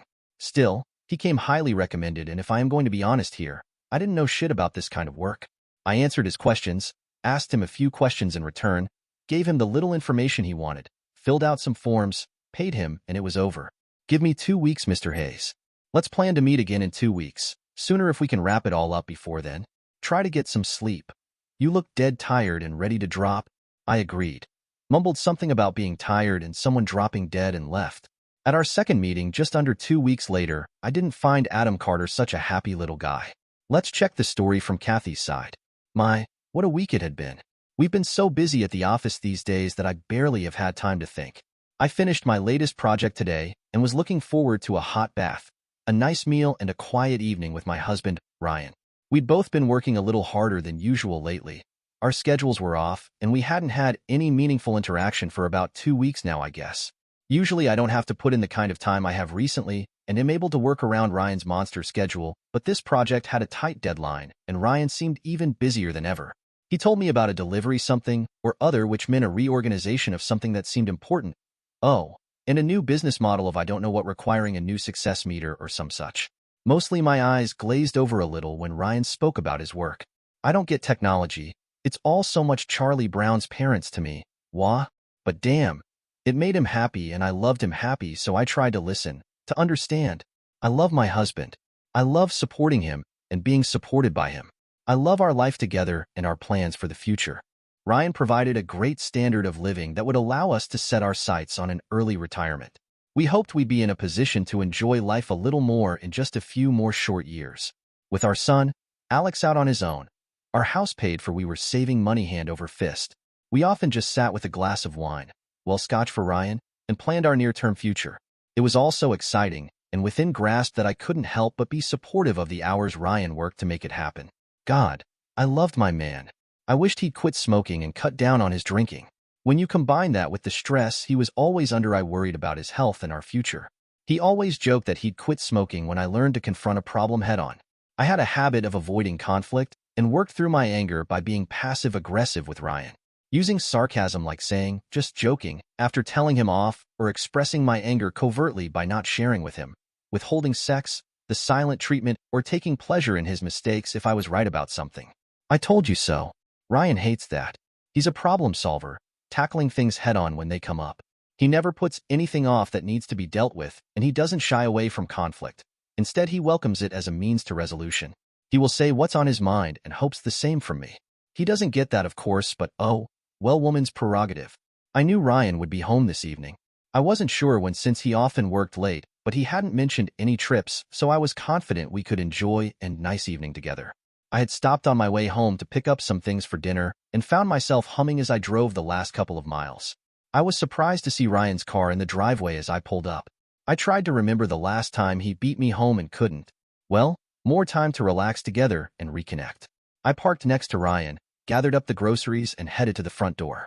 As I stepped into the foyer, I called out to Ryan but was met with silence. Odd. I thought as I put the grocery bags on the island in the kitchen, calling out his name again as I did so. Still no response. I headed toward our bedroom thinking that perhaps he was in the shower. His suit jacket was on the bed, but Ryan was not there. I wandered down the hall to his home office, opened the door, and at that moment my whole world ended. Let's check the story from Ryan's side. Speech and physical therapy were helping immensely. Just 3 short months since my stroke, and I was able to walk and talk again.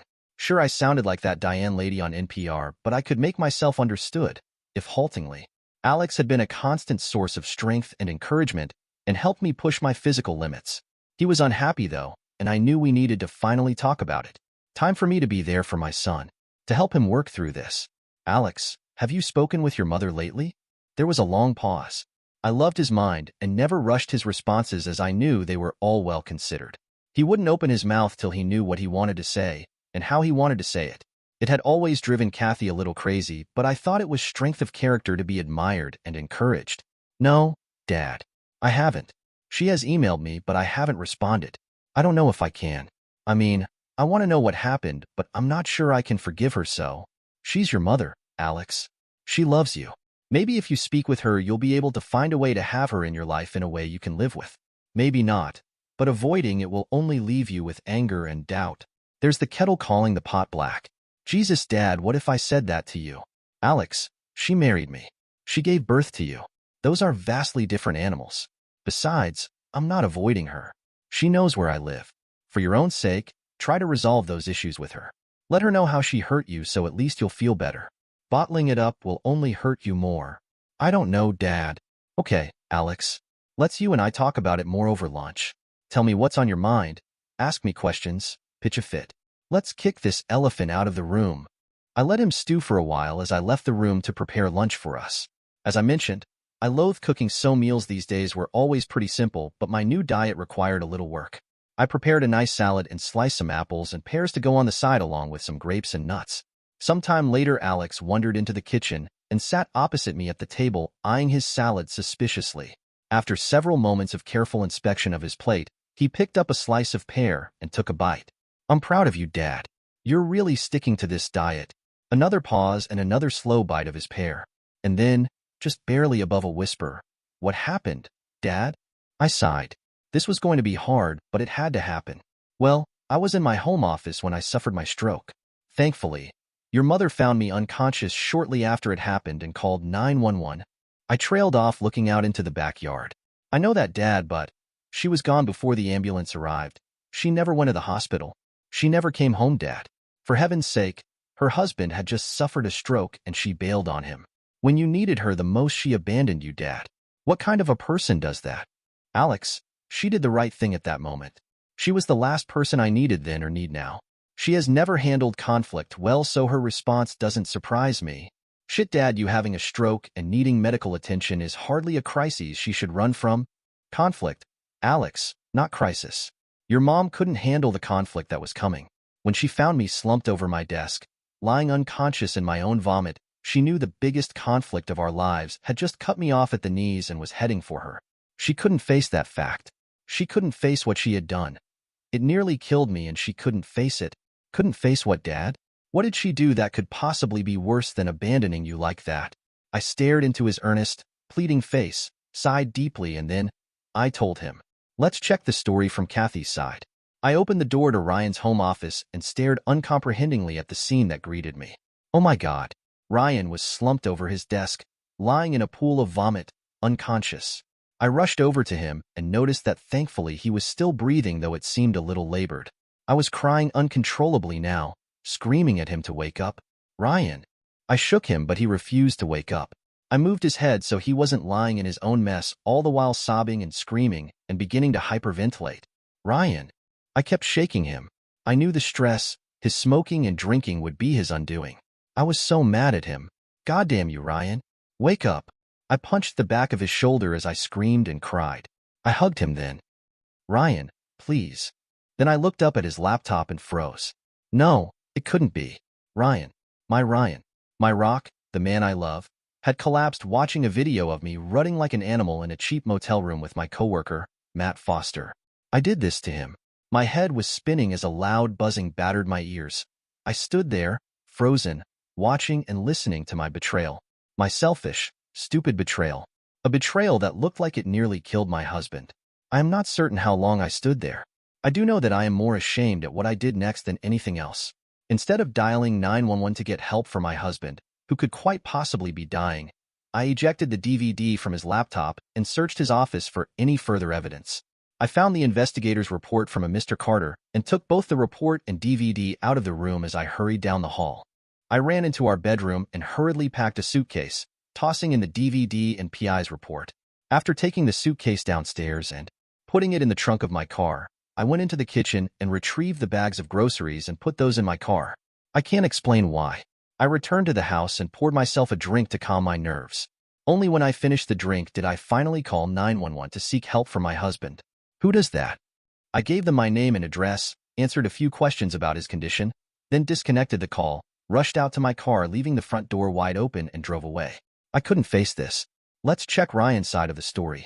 When I first arrived home from the hospital after my stroke, it was clear that Kathy had been in and taken her things. It looked like she has spent a considerable amount of time going through everything, taking pictures, DVDs, CDs, art, kitchen utensils, her cookbooks, etc. Even some of the furniture was gone. It was clear she had moved out. Alex was apoplectic. I was indifferent. Alex wanted to wring her neck. I wanted to lie down. Over the next several months, as I went through the agony and humiliation of physical and speech therapy, I reflected on what had brought us here. I hadn't heard from Kathy. Alex and I never talked about her, and I didn't know if he was in touch with her or not. I hoped so for his sake, but beyond that I didn't really care. I found that unlike what people say, you absolutely can simply stop loving someone. Well, to be more accurate, I knew without reservation and immediately that I was not in love with the woman I was currently married to. I still loved the woman I married 25 years ago, but she went away, and what took her place was someone I didn't know. I didn't hate her. How could I? I didn't even know her. No, I was simply and utterly indifferent toward her. She was simply Alex's mother. I was glad she didn't hang around afterward, that her inability to face conflict, or the consequences of her actions made her flee. It would have been tough otherwise. I mean, who wants to have to deal with a complete stranger while they are recuperating from a major medical issue? Certainly not me. No, this was for the best. I hadn't decided when I was going to deal with my marriage yet. When Mr. Carter first contacted me to tell me that she was indeed cheating on me, I had taken appropriate steps, certain in my course of action and the necessity of acting immediately. I had already contacted an attorney who coached me on the appropriate actions required and or allowed prior to filing, and I had begun that process. I requested Mr. Carter send copies of his report, DVDs, etc. to my attorney, began separating out our finances as much as I quickly could, and had started to have Kathy removed as my beneficiary on everything I could think of. In the meantime, my attorney was preparing the necessary paperwork to begin divorce proceedings. Of course, it all fell to shit before the papers were filed and Kathy was served. I met with Carter, picked up my copy of his report and the attendant photos and DVDs, and went home to review it all. Knowing your wife is cheating and seeing your wife cheat has significantly different repercussions to your well-being. We all know children die in war zones, and that deeply affects us. But seeing children die in a war zone will have a vastly different impact. Few people survive that intact. Seeing Kathy's betrayal nearly killed me and left me diminished. Yes, I would divorce Kathy. Of that I was certain. Reconciliation seemed absolutely ridiculous. I mean, no one would ever consciously decide to marry someone they know will cheat on them. So why stay married to the same? The only thing I knew about this Kathy was that she was a cheat and a coward. Oh, and Alex's mother. Beyond that, she was a complete stranger. Nope, I was not going to decide to grow old with a cheating coward. Divorce was my only option, but at the moment I had bigger fish to fry. I had to get well, and I had to decide what I was going to do for me moving forward. I still had some physical progress to make, and I had to determine if I was going to return to my stress-filled corporate life or choose another direction. I had hoped to work another 4 or 5 years and then retire. Perhaps I could afford to retire now, albeit in a little less comfort than I had hoped. Perhaps I could start a new career or redefine my position at my company to reduce my stress and travel. I still didn't know. I was eating better and had quit smoking and drinking, though the doctor told me a glass or two every now and again would be fine if and when I was able to come off my current medications. I didn't miss drinking or smoking. A near-death experience will do that for you. My physical therapy was good exercise, and I was also walking quite a bit now too. No, the only thing I knew for certain was that I would not allow Kathy's infidelity to define or destroy me. Instead, I determined that I would use it and its aftermath as the motivation I needed to get healthy and be happy. Let's check the story from Kathy's side. It has been 3 years since that day. The day I found my husband Ryan near death because of my selfish stupidity. I have not spoken to either Ryan or Alex since then. Alex refuses to speak with me, and I am too ashamed to try to contact Ryan. He eventually filed for divorce and had me served at work. I didn't fight the divorce, and we mostly split things evenly, if a little in Ryan's favor. What did I care, really? Ryan eventually threatened the organization I worked for with very bad publicity if they didn't take certain actions.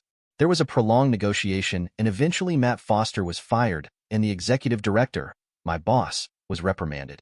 My career with them stalled. During that process, it was discovered that it was Chris that alerted Ryan to our affair. Chris and his wife had an open marriage that had caused them to drift apart over the years. He and I used to joke that we were work spouses. He was my work husband and I was his work wife. I never considered this little game dangerous and failed to maintain the appropriate boundaries. Shortly after our physical affair began, my boss caught us together in my office and we were officially reprimanded.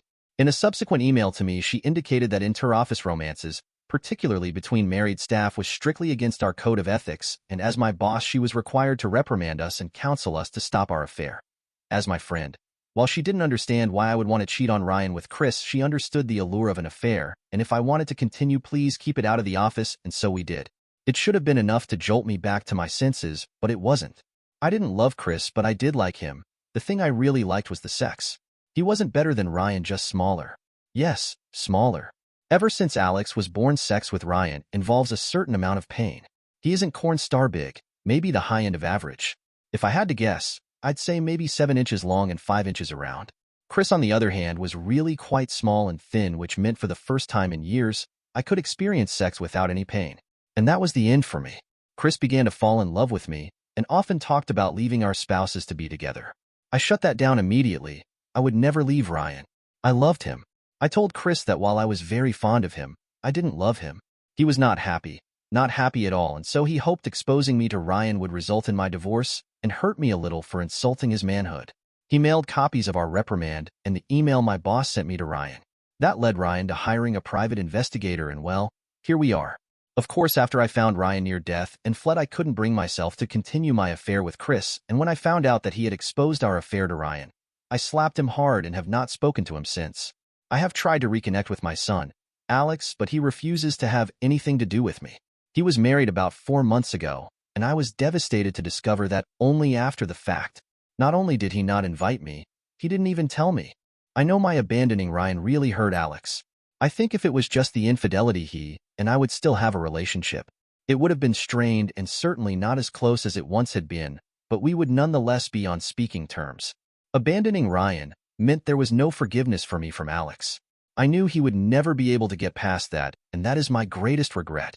Sure, I wish I hadn't cheated, and I really dodged a bullet when Ryan lived. I still can't believe I waited all that time to call 911. I still have sleepless nights when I think about that. No, my inability to face what I had done and what that had done to Ryan was the death of my relationship with my son. Ryan probably expected no less. He knew me well as I knew him. I knew that my infidelity would end our marriage. I knew Ryan could not tolerate it. Oh, he's not a fool. If it had been a drunken one-night stand, he would probably have gotten over it. It would have seriously damaged his faith and trust in me, but it would not have killed our marriage. But a 14-month-long affair? No, there was no coming back from that. Ryan knew it. I knew it. We were done. And not only had I killed our marriage, those same actions also almost killed the man I loved. If that wasn't enough, my delay in calling 911 could have finished the job my infidelity hadn't quite accomplished. There was simply no way for me to face Ryan after that, and I never tried. I keep tabs on him, as well as I can. He seems to have mostly recovered from his stroke, thank you God, and quit his job. Apparently, after he sold our house, he bought an RV and spends his time traveling between state and national parks, working as a sort of park ambassador in exchange for a little cash and housing, a spot and hookup for his RV. I guess he's finally quit smoking and drinking. His stressful job is gone and he's traveling the country experiencing all of the great outdoors this country has to offer. God, I wish I were with him. I am happy for Ryan. I miss him and my son Alex terribly. I still hold out hope that Alex and I will one day reconnect, but I pray Ryan never has to see me again. I owe him at least that. Dear listeners, please share your thoughts in the comments section below, and don't forget to like, share, and subscribe. Welcome to Lost Relation Chronicles.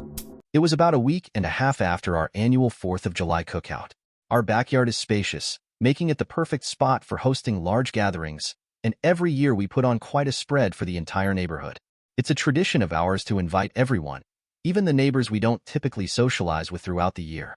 As usual, the cookout had been a hit, plenty of good food, laughter, and a relaxed atmosphere. By all accounts, it was another successful event. Now, several days later, it was a laid-back Sunday afternoon. My wife, Becky, and I had spent the morning running errands. We'd done some shopping and had lunch at the mall before returning home. With nothing else on the agenda, I was looking forward to a peaceful afternoon unwinding in front of the TV. The idea of sinking into the couch and losing myself in a game or movie felt like the perfect way to cap off the weekend. But, as luck would have it, just as I was getting comfortable, the doorbell rang. With a groan, I started to rise, but Becky had already sprung into action and was halfway to the door. Curious, I followed her to see who it was. When Becky opened the door, I was surprised to see Mark Diaz standing on our porch. He and his wife, Lisa, had attended the cookout, though we didn't usually interact with them much outside of neighborhood events. While polite and friendly at gatherings, I always felt a bit wary around them. Mark and Lisa were known to be members of a swingers club in the city, a lifestyle choice I personally didn't understand or agree with. It wasn't something I held against them, exactly, but it did keep me from forming any real bond with them. As a result, we had a cordial but distant relationship. Mark stood there with a casual smile, his hands tucked into his pockets as though he had all the time in the world. It wasn't often we had unannounced visitors, so I couldn't help but wonder why he'd stopped by, and what this unexpected visit might mean for our otherwise quiet Sunday afternoon. Becky greeted Mark with a warm smile and promptly invited him inside. Not wanting to appear unfriendly, I welcomed him into the living room and gestured for him to take a seat. Almost immediately, Becky asked Mark if he'd like a beer. That caught me off guard. We never kept beer, or any alcohol, for that matter, in the house. If friends were coming over for drinks, They knew to bring their own. Or I'd make a quick run to the store a few blocks away. But having it readily available? That was unusual. Mark accepted her offer, and Becky disappeared into the kitchen, returning a moment later with a beer for him, and one for me as well. I thanked her, still a bit puzzled, and was further surprised when she settled down next to me on the couch. Normally, Becky would leave me to man talk and find something else to do if we had company. Today, though, her body language suggested she was both engaged and slightly uneasy, leaning forward with a subtle tension in her posture. Mark, now seated comfortably in the armchair at an angle to the couch, wasted no time getting to the point. Alex, he began with a smile. I'm sure you've heard the rumors about Lisa and me. I opened my mouth, ready to say something diplomatic about not listening to gossip, but Mark carried on before I could get a word in. Well, those rumors? They're true. Lisa and I are part of a swingers club, and we've been active in it for about a year now. Honestly, it's been incredible for us. We love each other deeply, and this has added a whole new dimension to our relationship. It's always done with mutual consent and full transparency, and, to be honest, it's brought us closer together. Every time we come back from the club, we're more passionate with each other than ever. His candidness caught me off guard. It wasn't every day that a neighbor openly shared something so personal and unconventional. As I processed his words, I couldn't help but glance at Becky, who seemed unusually attentive, her expression thoughtful but unreadable. Clearly, this wasn't going to be the relaxing Sunday I had planned. Mark, I interrupted, my voice firmer than I intended. I didn't want to hear any more. Frankly, I wasn't interested in the details of his personal life, and I certainly didn't appreciate the language he was using in front of Becky. A hint of irritation crept into my tone. I really don't care about what you and your wife do. Was there another reason you came over? Mark raised his hands slightly in a gesture of peace. Alex, calm down. I can see you're upset, and that's not why I'm here. I'm not trying to make you angry. Then why are you here? I asked, my patience wearing thin. He hesitated for a moment before answering. Well, Becky approached us at the cookout and asked us a few questions, that's all. His words hit me like a bolt of lightning. I turned to Becky, completely stunned. She met my gaze, her cheeks flushing slightly as she offered a sheepish smile. Becky and I had been married in our early 30s. Before meeting her, I'd been a confirmed bachelor with no serious plans for settling down.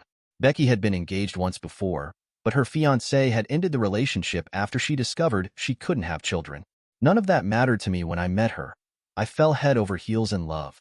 I didn't care about having kids. All I wanted was her. As I struggled to process what Mark had just said, he spoke up again, his tone calm but insistent. Don't look so shocked, Alex. A lot of married couples explore this kind of thing. For Lisa and me, it's been a way to strengthen our bond. I glanced at Becky, still trying to make sense of what was happening. What exactly had she asked Mark and Lisa at the cookout, and why? My quiet Sunday had suddenly turned into something I hadn't been remotely prepared for. I could feel my frustration building with every word Mark said. My patience for this conversation was wearing thin, and I was quickly beginning to like him less and less. Alex, he pressed on, his tone almost patronizing. Don't you want to see Becky happy? I turned to look at Becky, who had remained silent so far. Her expression was hard to read, but I needed clarity. You're not happy making love with me? I asked her directly, my voice tinged with both hurt and confusion. She reached out and placed a hand on mine, her tone soft and reassuring. Of course I'm happy, honey. I love having sex with you, she said. Then she hesitated, glancing briefly at Mark before continuing. It's just that, well, it might be fun for both of us to try something different. You know, with someone else. Just for a change, that's all. Don't you see? It would only be about sex. It wouldn't mean we don't love each other. And it could even make our marriage stronger. Her words landed like a punch to the gut. Before I could respond, Mark chimed in again, clearly trying to sell the idea. Alex, think of it this way, he said, leaning forward slightly. If Becky loved dancing, and she wanted to try a variety of different dances, but you only knew how to do one of them, wouldn't you want her to enjoy herself by dancing with other partners who could show her the rest? I didn't even hesitate. No, Mark, I wouldn't. I shot back, my voice firm. If Becky wanted to learn new dances, I'd expect her to teach me so we could enjoy doing them together. Mark leaned back, momentarily taken aback by my response. Becky squeezed my hand lightly, but I couldn't tell if it was out of agreement, disappointment, or just an attempt to diffuse the tension. Whatever this conversation was meant to accomplish, I was certain of one thing. I wasn't buying it. Mark could clearly see from my expression that his efforts were getting him nowhere. My anger was evident, and it was obvious I wasn't about to agree to visit a swingers club with my wife. He turned to Becky, who scrunched her face slightly, a look of disappointment crossing her features. "Well," Mark said with a shrug, glancing in her direction. "We tried." He offered a faint smile and rose from his chair. "No hard feelings, old pal," he added, extending his hand toward me. I ignored the gesture, my irritation bubbling over. "I'll show you to the door," I said curtly, stepping between him and Becky as I headed to the entryway. As soon as he crossed the threshold, I all but shut the door behind him with a firm swing. I turned back toward the living room, where Becky was still standing, her arms crossed loosely. "You didn't have to be so rude," she said, her tone defensive. "I asked him to come over and talk to you.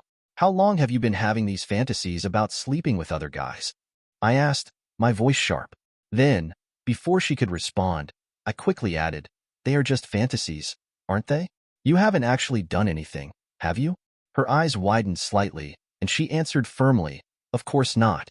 I would never do that. You have to know that." She sighed, her tone softening. "That's why I asked him to come over. I thought someone with experience could explain it better, that's all. Look, I'm sorry. Just forget the whole thing. I thought it might be something fun for us to explore, but I can see it's not for you."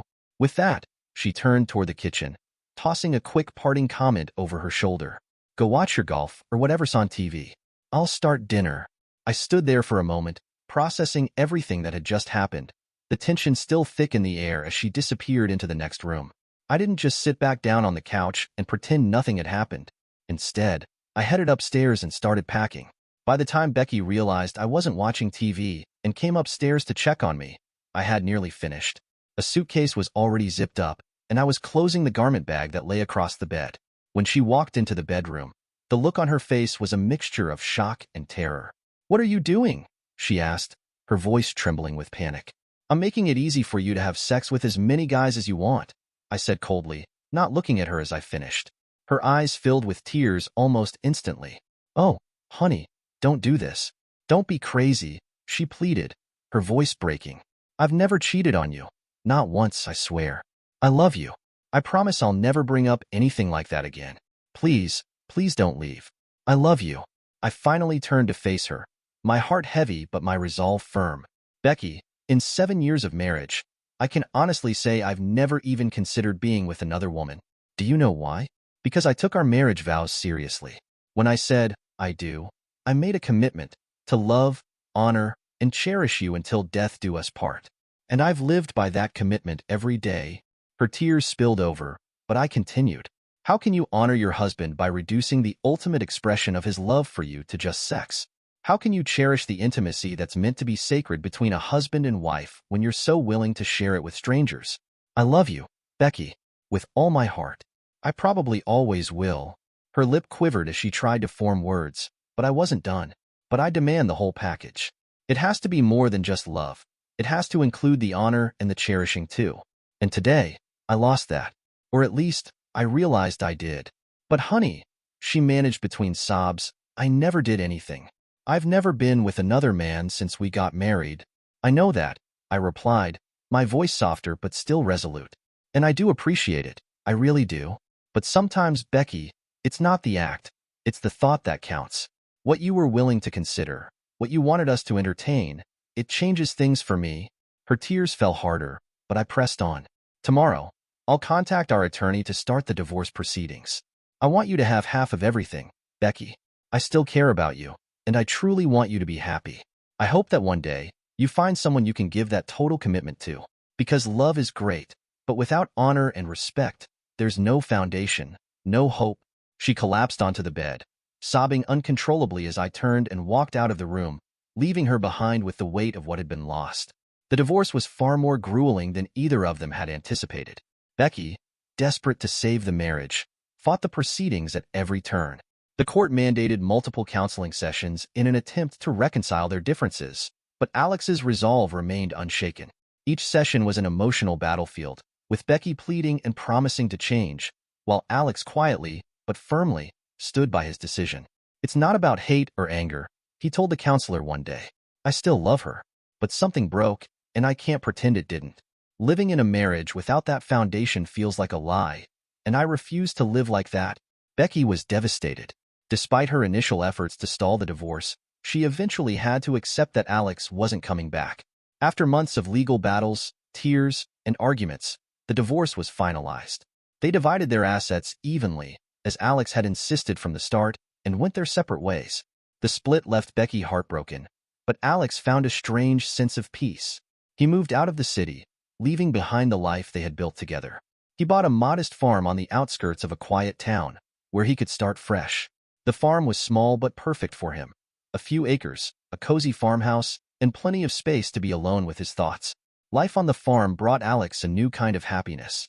He spent his days tending to his garden, fixing up the old house, and taking long walks in the surrounding woods. The simplicity of his new life was a balm for his soul. Occasionally, neighbors would stop by to say hello, or a delivery person would ask why someone like him had chosen such a remote place to live. "I've had enough of people," he'd say with a small smile. "I'm happier this way." Though he was alone, Alex didn't feel lonely. The quiet gave him space to reflect and heal, and the farm gave him a sense of purpose. For the first time in years, he felt free. Dear listeners, please share your thoughts in the comments section below, and don't forget to like, share, and subscribe. Welcome to Lost Relation Chronicles. Gary woke up from a dream, though as usual, the details were lost to him. He just knew he had dreamt something, but the specifics were out of reach, like sand slipping through his fingers. It was always like that. He never could recall his dreams. He lay there for a few moments, then rolled out of bed, heading for the bathroom. After using the toilet, he felt good, really good, in fact. Another day where he didn't need his medication. That thought made him chuckle. Opening the medicine cabinet, he looked at the familiar bottles. The pills lined up neatly, waiting for him. But he wasn't like the others he saw at the doctor's office. The people with the vacant stares and the sad, hollow eyes. He didn't hear voices, and he wasn't depressed. No, not like them. His next appointment was a few days away, so he knew he'd have to start taking the pills again soon. But not today. Today, he was in control. After showering and shaving, he stood in front of the mirror, studying his reflection. He asked himself, what face do I want to wear today? He practiced a few expressions, trying on different versions of himself, like a man choosing the right suit for an occasion. Finally, he settled on a face he liked, the perfect blend of confidence and calm. He got dressed and made his way to the kitchen, where he fixed himself a simple bowl of cereal. As he ate, his mind drifted to where he would go today. The face he chose always helped guide his plans. Today felt like a field trip kind of day, and the suburbs seemed like the perfect destination. They were peaceful this time of year, a nice place for some quiet contemplation. He placed the empty bowl in the sink, leaving the washing up for later. Right now, he had more important things to plan. He walked into the living room and grabbed his tool bag from beside the couch. Sitting down, he pulled out his map, unfolding it carefully. Small red dots were scattered across various locations, each one holding a memory for him. His eyes traced over the marks before landing on one spot, Sundale, a place he hadn't visited yet. A smile crept across his face as he folded the map and slid it back into the bag. Standing up, he walked over to the full-length mirror by the door. He stripped down to his shorts and admired his reflection. He flexed, appreciating the toned muscles, the strength that hid beneath his otherwise unassuming appearance. He was tougher than he looked, and he liked it that way. His mind flashed back to 2 days ago, at the martial arts studio. He'd been feeling just as good then, practicing kicks and body punches on the heavy bag.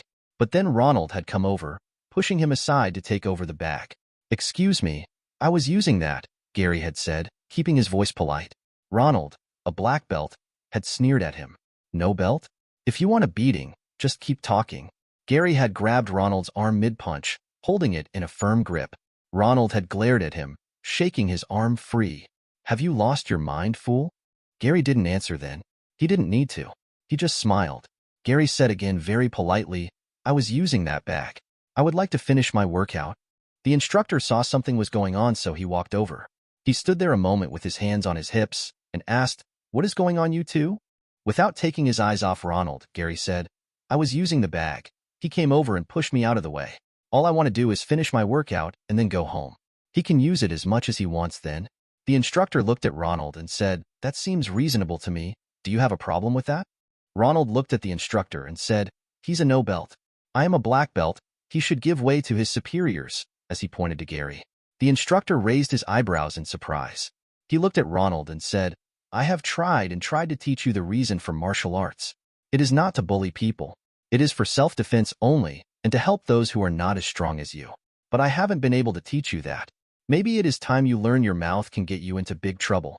Ronald looked at the instructor with a bit of surprise on his face. He didn't know what he was getting at. He thought the instructor was going to challenge him to a fight or something like that. While he was a black belt, he wasn't sure he could take the instructor and didn't want to find out. The instructor looked at Gary and said, "You up for this?" Gary just smiled and nodded his head once. Ronald looked from the instructor to Gary and back then smiled in understanding. The instructor called all of the students and put them in a circle. He looked each one in the eye and said, "I don't teach martial arts so you can bully people. When you get the higher belts, I expect a certain level of mental and physical restraint. What we have here is a man who earned his black belt a while ago. While he has the necessary physical skills, he still hasn't learned the mental restraint that goes with those skills. I have tried to teach you to use your skills to help people not hurt." However, Ronald thinks that because he has a black belt, everyone should bow to him, or at the very least, they should get out of his way. Tonight, a man refused to get out of his way. So there is going to be a demonstration tonight. Ronald thinks because Gary doesn't have a belt, he isn't worth respect. Gary believes even if he doesn't have a belt, he deserves respect. There is only one way to settle this. Gary and Ronald had taken opposite sides of the ring and stood waiting for the speech to end. Gary had calmed himself and had done all of the mental exercises he was taught. He was ready, and he was feeling good. Inside and out, he was calm. He knew the adrenaline would only help once the fight started. He looked at Ronald, who was bouncing on the balls of his feet. Gary smiled at him. He knew he was in complete control. The instructor stepped back to ring formed by the students. He looked at Gary and Ronald, then said, "Okay, go for it." Ronald immediately attacked. He threw punches and kicks. Gary blocked some of them, ducked some of them, but some of them found their mark. Gary thought to himself, "Tomorrow I'm going to hurt, but tonight the adrenaline keeps me from feeling it." The students were cheering and booing. They were also shouting advice to both fighters. Gary kept sliding his feet, keeping at least one foot in contact with the mat at all times. He kept just out of Ronald's reach. Ronald kept attacking and trying to move into strike range. After a few minutes, Ronald was breathing hard. He started missing more and more. He noticed his arms were getting heavy. He realized he was getting tired, and he had better end this soon. He renewed his attack and started throwing more punches and kicks. Gary watched all of this. This was going just the way he had planned. He knew Ronald couldn't keep up this level of attack much longer, then it would be his turn. He kept moving back, just at the edge of Ronald's reach. He kept blocking and dodging the strikes. Ronald was having a hard time breathing, and his arms were getting so heavy. He decided to grab Gary and give himself some breathing space. He grabbed Gary in a bear hug, pinning both arms to his side. Gary reared his head back and head-butted Ronald right in the nose. Ronald's nose immediately spurted blood. Ronald howled in pain and dropped Gary. The students grew quiet, looked at the instructor, expecting him to stop the fight. The instructor looked at them and said, "If you are getting mugged and get a bloody nose, what are you going to do? Are you going to say, 'Well, I have a bloody nose, we need to stop'? No, you keep on fighting. This is the same thing. You have to learn to fight through the pain." Once Ronald let go, Gary went on the attack. He started throwing punches and kicks. Unlike Ronald's attack, Gary's hit the mark more often than not. A few minutes later, Ronald's eye was starting to swell shut, and he had a fat lip. Just as the instructor was getting ready to stop the fight, Gary hit Ronald hard and knocked him down. The instructor went over to Ronald and looked at him. "You okay?" he said as he got on one knee. Ronald looked up at him and growled, "I'm fine. I want to finish this," and started to get to his feet. The instructor gently pushed him back on the mat and told him to lay there for now. Then he looked at the circle of students. Just because someone doesn't wear a certain color belt doesn't mean they aren't deserving of your respect. Gary here doesn't wear a colored belt, but I dare say he could beat several of you at the same time. Let this serve as a lesson. You need to have the mental maturity as well as the psychical skill to move up into the higher belts. Then he looked at Ronald and said, "I hope you learned a lesson tonight. If you have, then come back. If you haven't, find a new studio. I don't teach bullies." Gary stood in front of the mirror and saw the night as if it was happening again right in front of him. Just then a horn blared outside and shook him out of his revelry. Gary's eyes refocused on his image. He smiled and looked at the few bruises he had from the fight. "I may have a bruise or two, but Ronald will not be able to see out of that eye for at least 2 more days. He has a fat lip and lots more pain." As Gary talked to himself, he gave a little laugh. He shook his head, then redressed, grabbed his tool bag, went out the door and down the street and caught the bus. As he rode towards Sundale, he watched the sun come up and thought again what a beautiful day this was going to be. When he got to Sundale, he walked along and marveled at the clean sidewalks. The suburbs always had clean sidewalks. Where he lived, the sidewalks were almost black, they were so dirty. They had years of accumulated vomit, urine, spit, blood, and gum on them. These sidewalks were so bright he thought they might blind him. He liked the burbs. The nice neat houses with their neat lawns and gardens. Everything seemed perfect, except he knew what happened when the husbands were away. The 304s who lived in those neat houses cheated on their husbands every day. He walked on muttering to himself. When he got to the corner, he realized he was getting upset. He was shaking, and when he talked, spit flew out of his mouth. He felt good, and when he felt good, he was in control, but he was losing control. He stopped and got himself back under control. Once he had himself back under control, he walked on. He saw the school as soon as he came around the corner. He liked elementary schools. He liked watching the kids going into the school. They were just at the age where they were getting their first taste of independence. When they first got to kindergarten, the moms would drop them off and they would run into the school. The older kids weren't to the age where they knew everything yet. They could still be taught, and he loved teaching them. He was proud that he was the one who taught some of them about how the world works. He had watched kids before. He knew he had to keep moving. When he did that, no one paid any attention. If he looked like just another working stiff, he could hang out and watch the parents drop off the innocents without raising any suspicions. He moved on when school started. He walked around the neighborhood for some time. Finally, he came up to a park where there were several mothers with their children. He watched for a short while, then he caught sight of her. A perfect little girl. She had brown hair that came to just below her ears. He liked brown hair. She had on a cute pants and matching shirt set, and she had the cutest athletic shoes. They were brown-soled with pink tops. He watched her and her mother play for a long time. Finally, the mother called to her and they left the park. As they walked down the street to their home, the little girl would hold her mother's hand for a while. Then she would see something like a flower or a bug that caught her interest, and she would run off to investigate. Gary liked the little high laugh she had. He liked being around kids when they laughed. It made the world right. Gary walked at a distance, so the little girl and her mother had no idea he was following them. The little girl skipped and did little spins. Gary could tell she was young enough to not have any worries or cares. As Gary walked behind them, he swung his tool bag and whistled to himself. When the mother and little girl turned up a driveway, Gary kept walking past. He looked at the house. He said to himself, "Yep, just the kind of house I suspected." It was blue with white trim. There were low bushes lining the front of the house. There wasn't a sidewalk, just a driveway. He noticed the roses on the side of the house. He saw there was a fence around what appeared to be a backyard. He walked 2 houses down and turned up the driveway. They didn't have a garage, and there weren't any cars in the driveway. So, he walked up to the gate and let himself in the backyard. He hopped the fence heading for the little girl's house. He didn't want to hurry too much. He guessed the girl would take a nap before lunch, but before that she would have a snack. So he had time to kill before he paid his visit. As he jumped the second fence, he was greeted by a large dog. He had moved so quickly and quietly he had surprised the sleeping dog. As the dog saw Gary drop down to the lawn, he started barking and then charged Gary. Gary stood there and watched the dog charge him. He was in control, so he was calm. Just as the dog jumped for Gary's chest, he stepped out of the way. As the dog flew past, Gary grabbed his tail. He used the dog's momentum and swung the animal into the fence. The dog made a little yelp and went limp. Gary looked at the unconscious dog and jumped the fence into the little girl's yard. He stole across the yard and peeked into the window.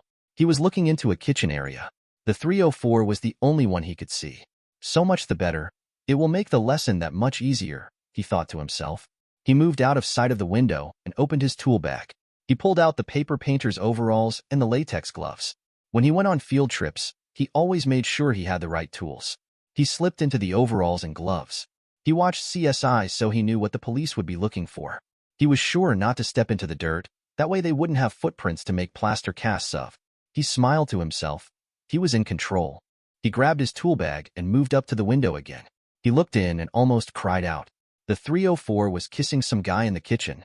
Here she was, getting ready to do some guy in the kitchen while her husband worked hard to make money. Gary sat there for a minute longer, feeling his rage growing. I'm really going to like giving this lesson, he thought to himself. He reached into his tool bag and got his lockpick. When he opened the door, he was sure the 304 and the man hadn't heard him. As he moved into the kitchen, he grabbed his sap from his tool bag. What he saw almost made him gag. The 304 was up against the counter with the guy leaning in and kissing her. At least they both had all of their clothes on. He wasn't sure he wouldn't have thrown up if they were naked. The 304 opened her eyes just in time to see him bring the sap down hard on the side of the guy's head. She screamed as the man gave a little grunt and slid to the floor. Gary dropped his bag and grabbed her by the throat with his left hand. He pushed her up against the cabinet and squeezed. She struggled and grabbed his hand, trying to pry his hand loose, but he was just too strong. He liked watching the faces of the 304s as they realized they were paying for their lifestyles. The 304's eyes bugged out. Her face turned a reddish purple, and she tried to gasp for breath. Gary kept up the pressure until she stopped struggling. He pulled his hat away, and she slid to the floor. Gary knew she wasn't dead yet, just out due to lack of oxygen. He put his sap back in his tool bag and pulled out his knife. He lovingly looked at the thin chrome blade. It was made for just this type of work. But before his knife could do its work, he needed some items. He looked around and found the drawer the 304 kept her dish towels in and pulled several out. Now, he was ready. He felt for the man's pulse on the side of his neck. Gary coved the man's neck with 2 of the towels. Then Gary slid the blade into the artery pulsing under his fingers, blood immediately squirting out. Gary smiled. This was a trick he learned a long time ago. When an artery is cut, blood gets everywhere unless you cover it up. The first time he did this, he was covered in blood. He had to take a shower before he could leave the house. Then he moved to the 304. Her breathing was shallow and rapid, so she was still alive, he observed. He repeated the process with the towel and knife. As he stuck the knife in her neck, her eyes flew open. Gary immediately sat on top of her to keep her from moving. He wasn't worried. It would only take a few minutes before she was out for good. After all movement stopped, Gary got up and washed the knife in the sink. Cleanliness is next to godliness, he said out loud to himself. Then he pulled off the coveralls and gloves. He put them in a plastic garbage bag he had pulled from his tool bag. He put a clean pair of gloves on. He had done this so many times it was second nature to him. He was sure he wouldn't leave anything behind that would lead to him. He looked at the pair on the floor. The blood had pooled around them in a large puddle, so he couldn't walk over to them and close their eyes. As he looked, he noticed the 304's face showed surprise and fear. He hoped the look would freeze on her face forever. He wanted people to know what happens to women who bang other men while their husbands are away. He walked through the living room toward the front door. As he walked through the room, he looked around at the furniture and pictures. A picture on the bookshelf caught his attention. He walked over to look at it. When he got close enough, he let out a little laugh and had a sheepish grin on his face. He noticed a man, woman, and little girl in the picture. The man and woman were standing on either side of the little girl. Gary saw the man and woman were the ones in the kitchen. Oops. I guess she was just having a little daytime fun with her husband, he said with a little laugh. Then getting serious, he said, but she was probably screwing every guy she could. That's what 304s do. He picked up the phone and dialed 911 and left it off the hook. He knew the police would send someone by to check out the call. He left the front door open a little bit.